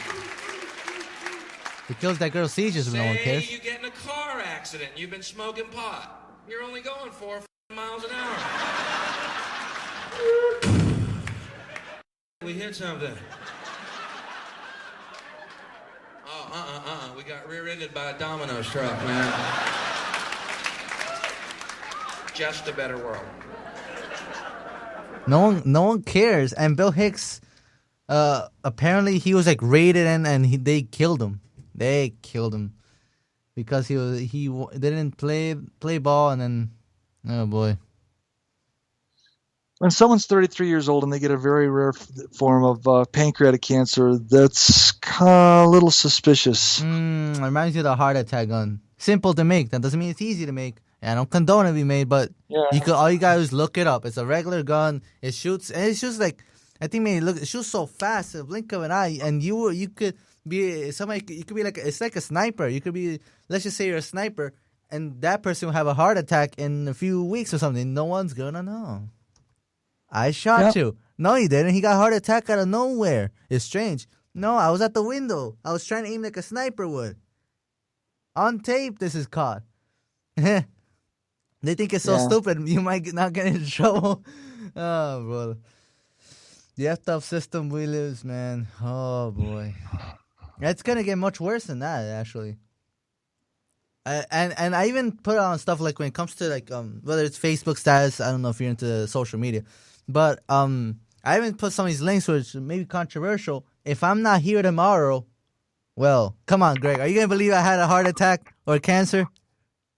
I'm a healthy kid. I have this condition in my throat that I talked to you about on air, but I wouldn't kill myself. Are you gonna believe if I had cancer? Oh, Chris got shot. Or I'll tell you my attitude. Se murió Christopher, because most of my town is Hispanic. Se murió un niño llamado Christopher Tinajero. Are you going to believe that I died out of nowhere, Greg? No. No puede ser. Come on. It's a heart attack gun. Heart attack gun. Yeah. Heart attack gun. End of discussion. And nobody cares. The car will be bought. Yeah, it's stupid, you know. There was one video from Bill Hicks where, damn, YouTube deletes everything. It was on the JFK assassination, and just to show how people Kennedy. I love talking about the Kennedy assassination because to me it's a great example of a totalitarian government. There was 20 people aiming. I was told off air. 20 people were aiming at him, and Oswald was actually a patsy. The one who shot him, well, it's a book's Enemy of Truth and the LBJ mastermind JFK assassination. It was coming from some tube somewhere at a certain angle where they got Kennedy, but they totally made it look like as if Oswald shot him from another angle. But it was somebody that was around my age that probably shot him, and 20 other people in case he missed. Government's ability. I love talking about Kennedy. I was just down in Dallas, Texas. You know, they won't talk about it in the museum. They're that afraid, man. We gotta really turn things around. And it's really accurate, you know. Way! I can't even see the road. They're lying to us. Where are they? There's no way. Not unless Oswald was hanging by his toes, upside down from the ledge. Either that or some pigeons grabbed onto him, flew him over the motorcade, saying, "Coo, coo." It's originally, oh yeah, remember, it's Go Back to Bed, America. Talking about Kennedy, man, let it go. It's a long time ago. Just forget about it. Bill, you know, Jesus died for you. Yeah, it was a long time ago. Forget about it. It was, that leads to Go Back to Bed, America. The government's in control. Go back to bed, America. We have figured it out. Go back to bed, America. Your government has figured out how it all transpired. Go back to bed, America. Your government is in control again. See, and the part where it says, do you believe that the president, every time on election night, meets a room full of people that tell him what to do? What are you going to do? That's perfectly probable, you know. I kind of had things figured out when Jim Mars put it all together and put it in a book and people are like, 1990 called Crosshairs. People say vote counts. That's the thing that pisses me off when most people be like, oh yeah, vote. If you don't vote, then you have no right to complain. Well, actually, if I don't vote, I have every right to complain because I wasn't involved in effing up the country even more. So. Damn, I hate it when YouTube, where it's music or you cannot find things that much in YouTube anymore. That's to be people got into, whether it's copyright from UMG or WMG. Well, that's okay, Chris. You're forgiven. You're not like Alex Jones, where you got a whole staff of technicians, you know, working to bring you material while you're on the air. Yeah, that proves how real I am, I guess. Because most people, they will be teleprompted. What the media says is teleprompted, man. Just go online and look up this stuff, man, for real. But how can we wake up to this evil system, though? That's what I'm concerned about here.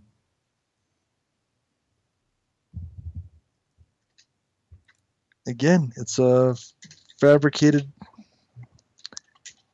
narrative that people are having to deal with and try to make sense of. Better to see it for what it is. Yeah, people are gonna elect. They want Hillary in. If we elect Hillary, we deserve everything we can get. More 9/11s, more any possible nukes. We deserve every little thing, no matter how bad it could be. And that the same goes for Bush too. We don't need Bushes. We don't need more Clintons. People care less. I see stickers that says, banners, I am ready for Hillary. Oh, man. Oh, brother. Why can't the Russians just come in already, you know? Am I too radical on that standpoint? Because there was one comment where it's, we came, we saw, he died. Where I believe it was the uploader.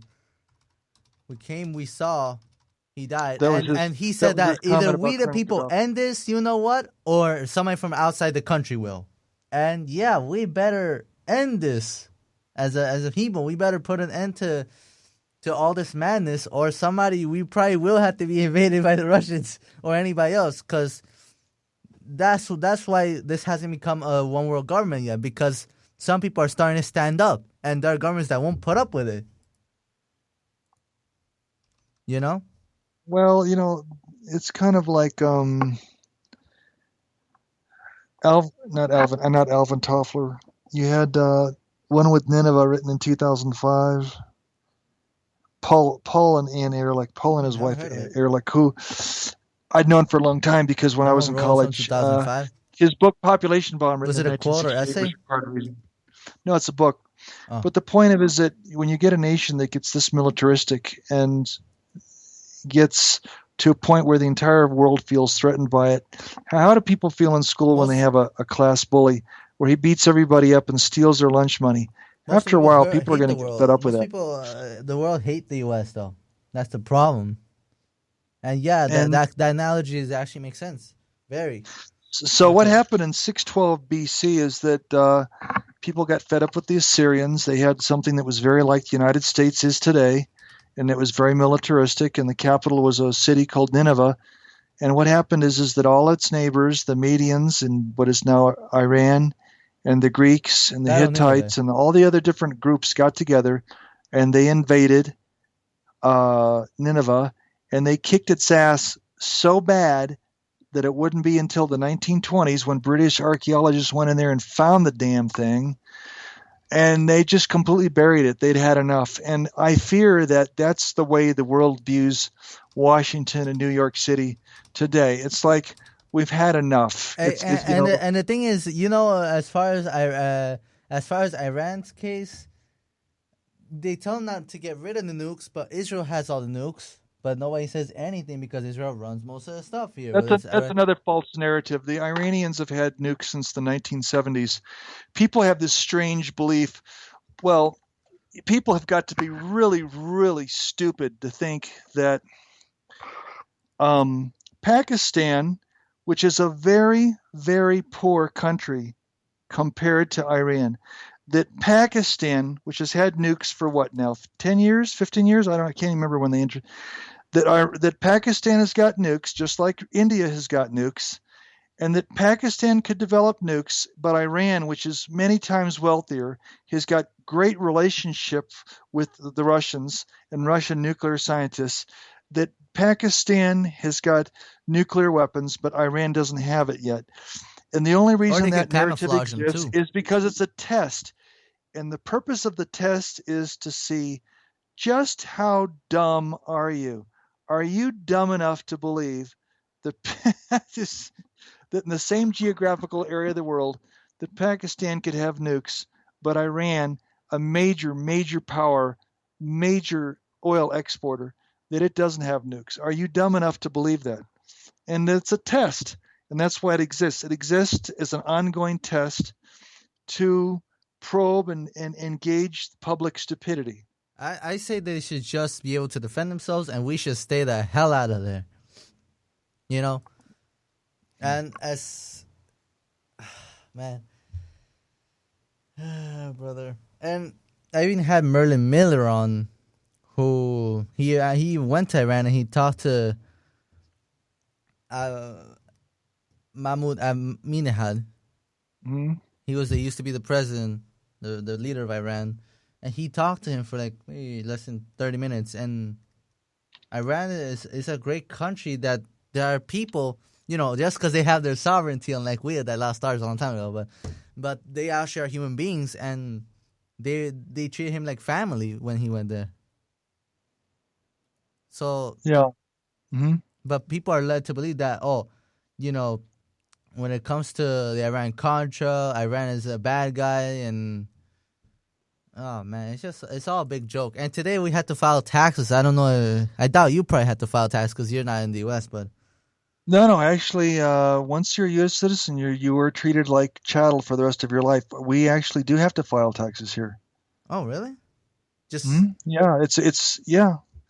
Even if the only way to get out of it is that you can give up your U.S. citizenship at an embassy, but that's a very long, drawn-out process. And when you do, they've passed some recent law whereby even after you give up your citizenship for X number of years, or you have an exit tax, you've got to give up so much of a percentage of your assets, and then you can finally get to a point where you no longer have to file. But it's the only country in the world that does that. In any other country of the world, if you leave for a certain period of time and it's clear that you're not planning on returning, and you're not living in that country, you're not required to file income taxes. But in the U.S., you are. Only the immigrants have more. They're above the law. They get everything. The veterans get nothing. They get hotels. Yep. And the veterans they get suicided. So there you go. And yeah, like you said before, you have to be stupid to believe that Iran doesn't have nukes. They got Russia. They're our last hopes to end this Zionist regime. That's why they don't want. They want to go after Iran to most likely to loot them. They want to make Iran like Iraq, and it ain't gonna happen. I said this before, not to attack Vietnam veterans, but that has got to be the next Vietnam if we try to go over there. Yeah. We're gonna regret it if we try to go over there. And people don't even know who the heck you are. They're probably like, "Oh, Chris is talking to some wanted criminal from around the world." I'm like, "Oh, brother." Yeah, but I have proof. That's why I wrote. I wrote time to Metatopia hear it either. Because in what they did in my case, what they did was so outrageous, and it can happen to anyone. Really. Yeah, that I had to actually write a book about it, and I did, and it's online and it's free. What's the book called, or was it the Metatopia thing? Metatopia, yeah. Oh, just but it cannot be published in the U.S., I would assume. No, it's just better to put it online, and I mean, I have a friend of mine who's a book publisher, and you'd just be get it out there, of course, because that's what happened to David Crowley. He didn't get something out there. They got rid of him, and just like Stanley Kubrick, where they took out all the stuff, they edited the movie. Warner Brothers was not gonna give up the footage that they took, which was actually the unedited footage, in 28 minutes or something like that. They have the footage and they're not gonna reveal it.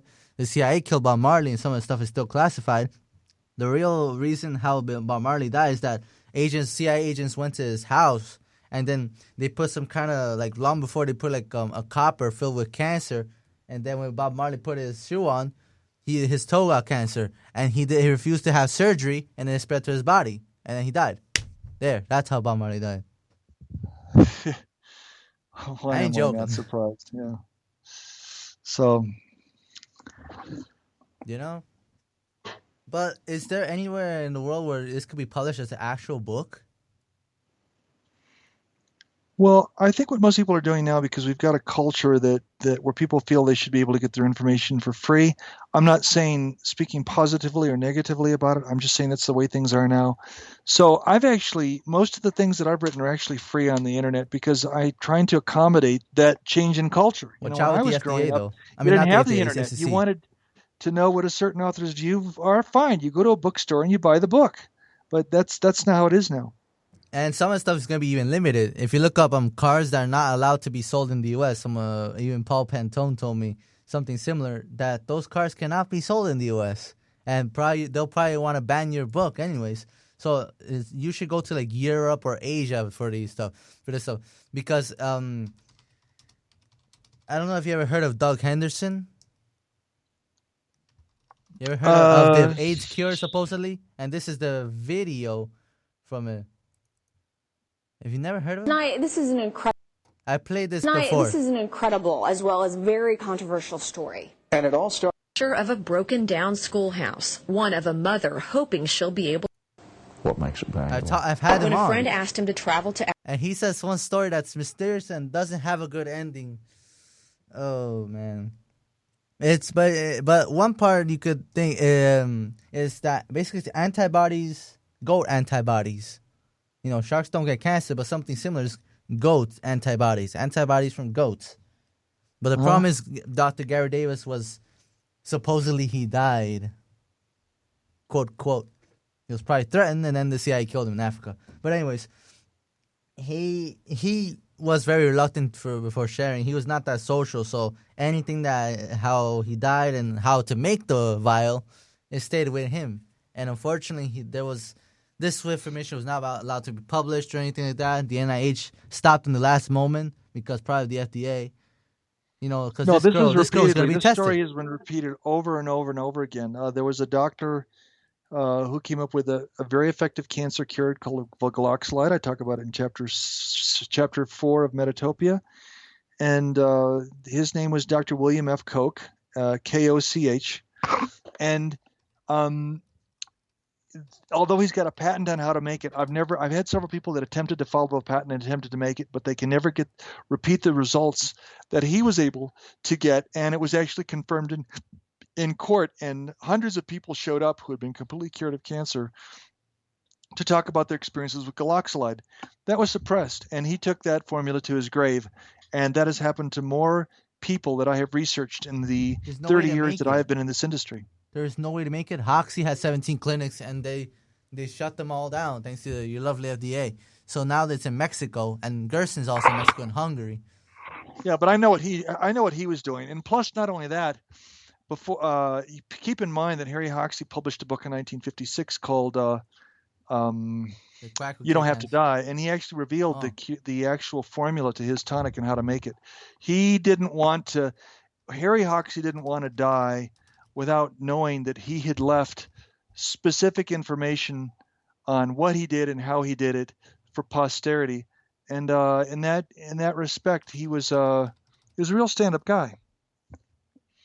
So he actually revealed the formula there. But what exactly is the formula besides herbs or tonics? It's mostly, I've talked to people off air. They said it's tonics, and they had to be guinea pigs at some point because they didn't know what the heck was in there. But 80% effective rate. So no. I have a copy of the book. He reveals it. It's actually a solution of potassium iodide that contained stellengium, sheep sorrel, trifolium, or pretensis, which is red clover, and a few other things that were commonly used by medical doctors prior to the existence of the American Medical Association, before curing cancer basically became illegal. Curing cancer became illegal. There was a school that was developed in 1820 called the School of Empirics, and basically it was medical doctors who believed in what today they have a much fancier term for it. They call it evidence-based medicine.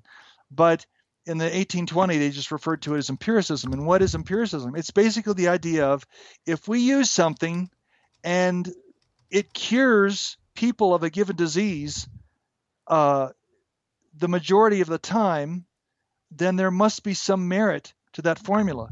Well, we don't have that in medicine today, and I talk about that a lot in Chapter 4 of Metatopia. There's no relationship between modern medicine and results.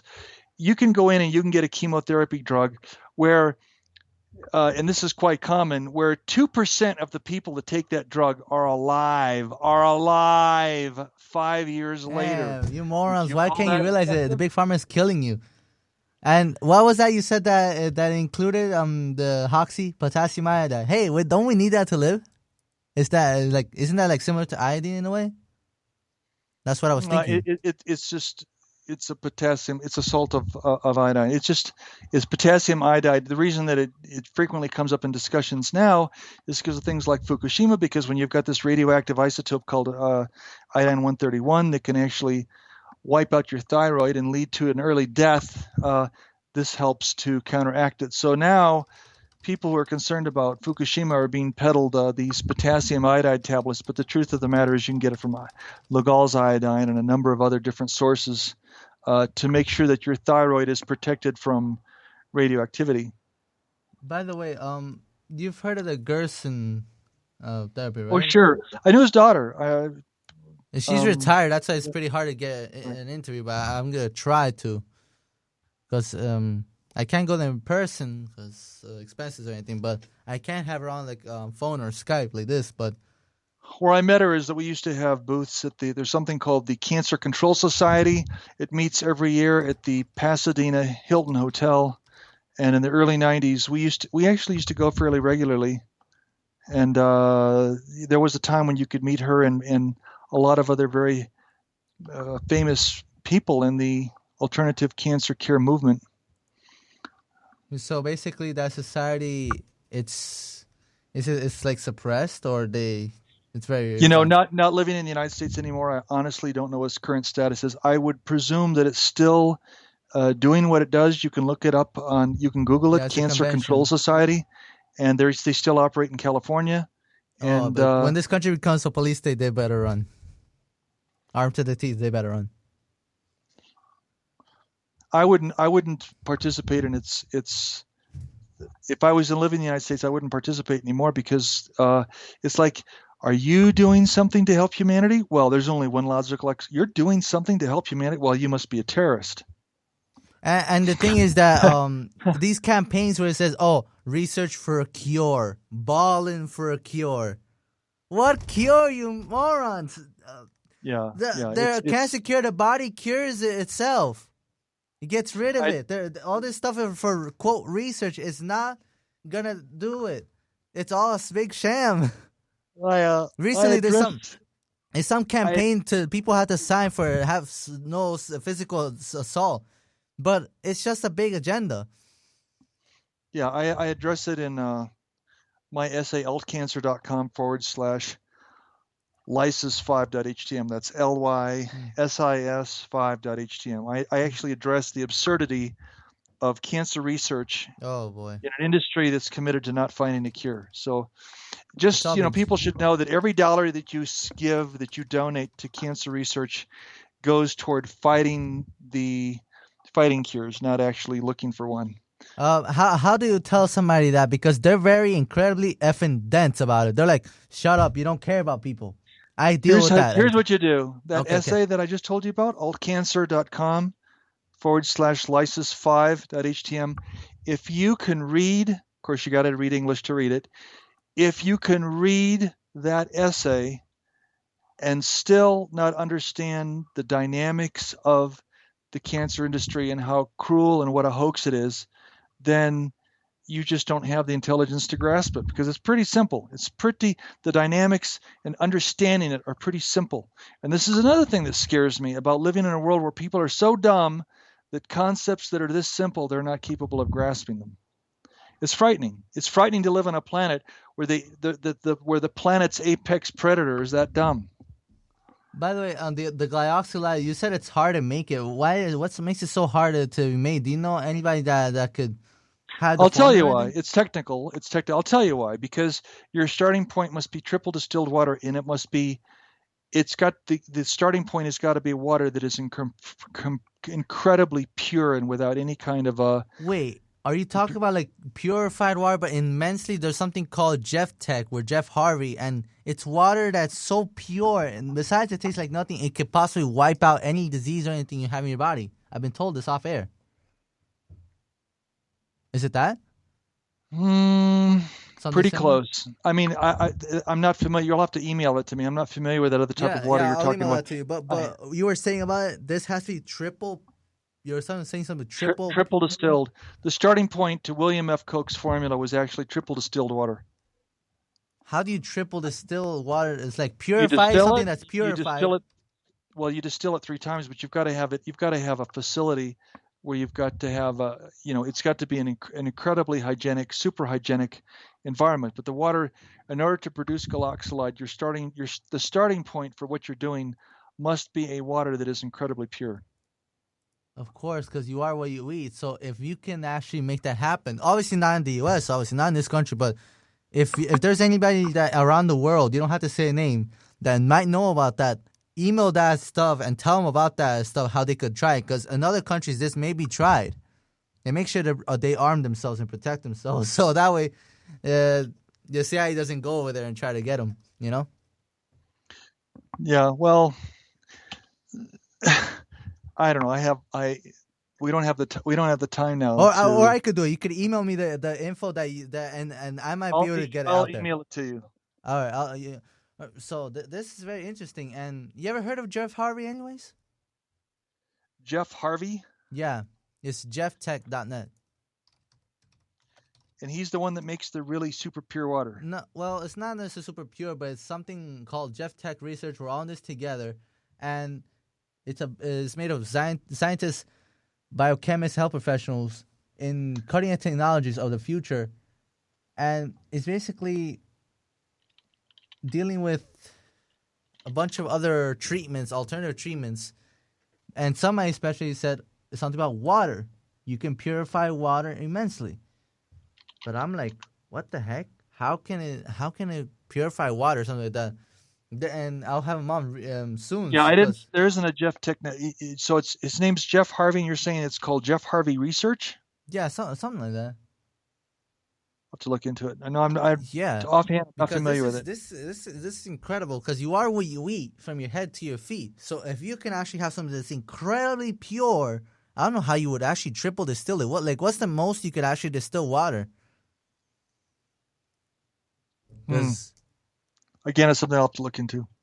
But if you get if you know the link to Jeff Harvey research, just go ahead and email. Yeah, to me. I'll send and email me that all the info that and stuff similar to that because I can possibly get it out there and I can't guarantee it'll be written in a book or something, but people don't even know about this. Imagine stuff that's like this that can actually save your life. We're talking about life or death here.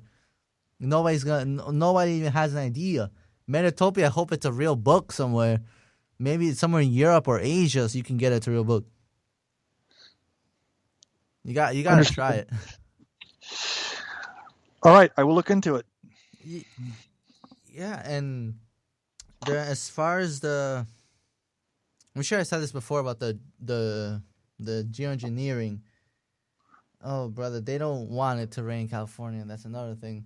And the chemtrails, you could even see them. I saw a plane, it was going up, and it left some trail in the sky. Nobody notices it. Only I noticed it, but I didn't record it, unfortunately, because my phone was charging, so it had died. The plane went up, and it saw two trails of smoke, making a path. Nobody cares. That could have been a nuke. And no, people still wouldn't know.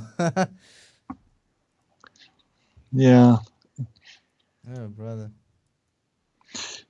I'm glad you aren't super busy because I thought it would never have Jim Humble on. You should try to talk to him. Wherever he wouldn't say where in the world he is, but especially no Archbishop Jim Humble.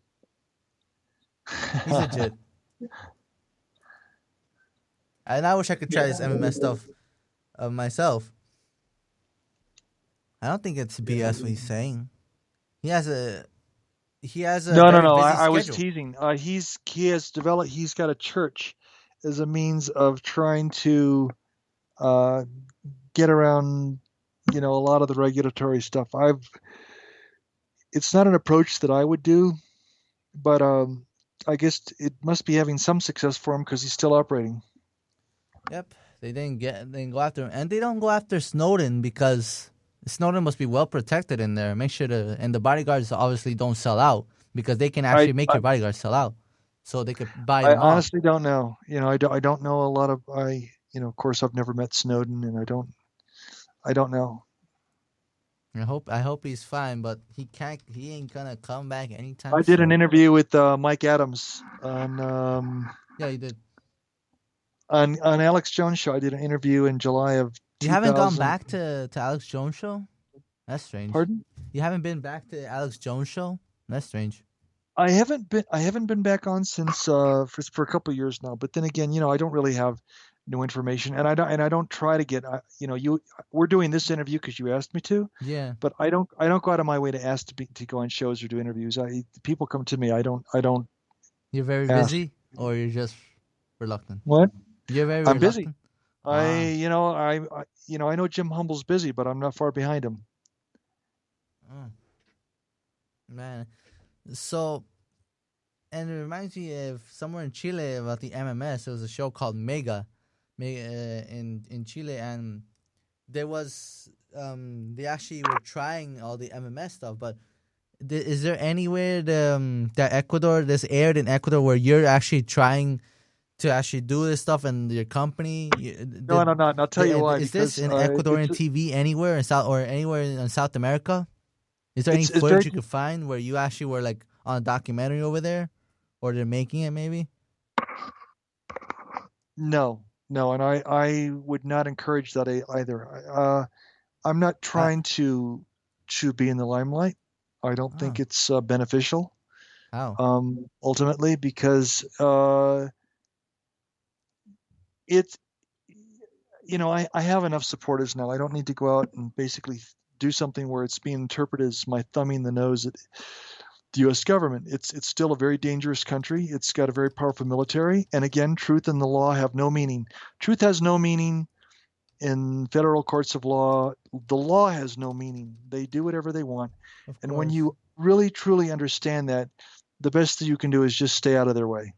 But they can't go after Snowden because Russia is not just some kid you could kick around. Russia's no joke. Yeah, they're kicking the bear, and I think in the end they'll pay for it. Hopefully this can all come down, and we could all come together and be awake and have free once again. Because obviously all we have is memories. You'll remember what I said. Washington is the next Nineveh. Oh yeah, but isn't it something similar to maybe the Roman Empire where they were invaded and they were destroyed as well? There's a lot of parallels, yeah. In 1776, the three most popular books that year were Thomas Paine, his book, The Rise and Fall of the Roman Empire, and Wealth of Nations by Adam Smith. Oh. In my own perspective, I believe it's better to be high profile because everybody knows you, and if they try something, that's gonna blow their cover. That's why Snowden, he's incredibly high profile.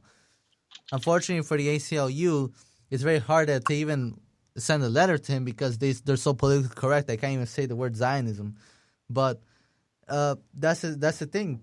And they're his legal counsel apparently, and so they're high profile. It's better to be low profile. Because of what he was doing, he needed it. And I understand why he did what he did. I understand all of that. But in my situation, it wouldn't serve me well. I'm not... You're not at least you're not in Russia. If you were in Russia, I would have more because maybe because of the size of the country. Remember what I am. I'm just an herbalist who's very knowledgeable in his field. I'm an herbalist, a botanist, phytopharmacologist. And in my disciplines, I never thought in my lifetime that dealing with that being an herbalist could cause us much trouble. But apparently, we've reached the point of insanity where it does. But still, nonetheless, it'd be very difficult to compare my case to Snowden's. There's an enormous difference. Mm-hmm. But what could be the biggest difference besides? Because he's done a bunch of stuff where leaking about the NSA stuff, and then a bunch of other stuff where you had to look up to, but they can't get him easily. But if you're low profile, then they could go after you, and they could get rid of you and your family, and no one's gonna know. If they tried something on Snowden. If they did that, they would turn me from a low-profile person into a high-profile person, especially down here now. So, and they have immunity, though. The CIA has immunity when it comes to dealing with countries in South America. Some of them are led by Goldman Sachs puppets, so that's the thing. Yeah. Oh yeah. Before you go, what do you want to say to the rest of all the listeners out there? I'll be sure to keep in mind of your products, and I'll let you know when I get them. I think that the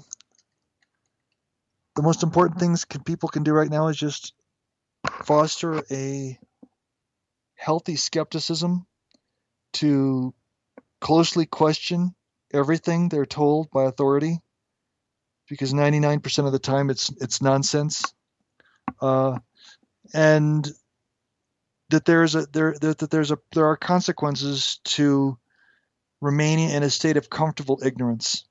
If you're surrounded by cognitive dissonance, question your world, question the things you're told, question they call me crazy for questioning everything, and I love to question it. If you don't do that, I think you're far worse off for it. It means you're a slave and you don't mind being a slave.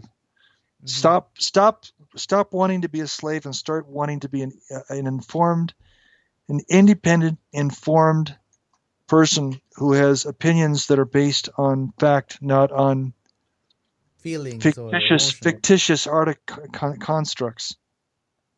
Yeah, and the same with feelings. Feelings is different from truth. And the NSA is probably listening to this conversation. Well, they record everything without exception. Everything. Of course. All cell phone. A bunch of these agencies have to be abolished. The Federal Reserve. The NSA. Someone said the CIA should be abolished. But many people will probably agree to that as well. But that's not going to happen anytime soon, though. Yeah. And even Alan Greenspan said once the Federal Reserve is above the law. You know? Well, they are. But that's a government's essential nature, is to be above the law. That's the essential nature of government. To be, yeah. I am quiet. I have the ideology because I believe I don't think he's a bad person necessarily. Way of coming at the world and what type of policy. What is the proper relationship? What should I'm be not the proper sure relationship between if the chairman of 13 the Fed is and it the president depending on of the United government? States? Channel 13. I've watched Channel 13 for a long time. Well, first of all, the Federal Reserve is an independent agency, and that means basically that there is no other agency of government which can overrule actions that we take. So long as that is in place and there is no evidence. Nobody cares about this. We're being gang raped by God knows who and God knows what way, and nobody gives a damn. What we think is the appropriate thing, then what the relationships are don't frankly matter. And of course, it's Destroy America, F America, right? So yeah, I'll tell you the three branches of government, Greg. The three branches of government is the Federal Reserve, special interests, and the think tanks. I'll tell that to even a little kid in appropriate terms. Yeah, that's your three branches of government. Let's put it this way: that's a lot more accurate than this idea that we have an executive, legislative, and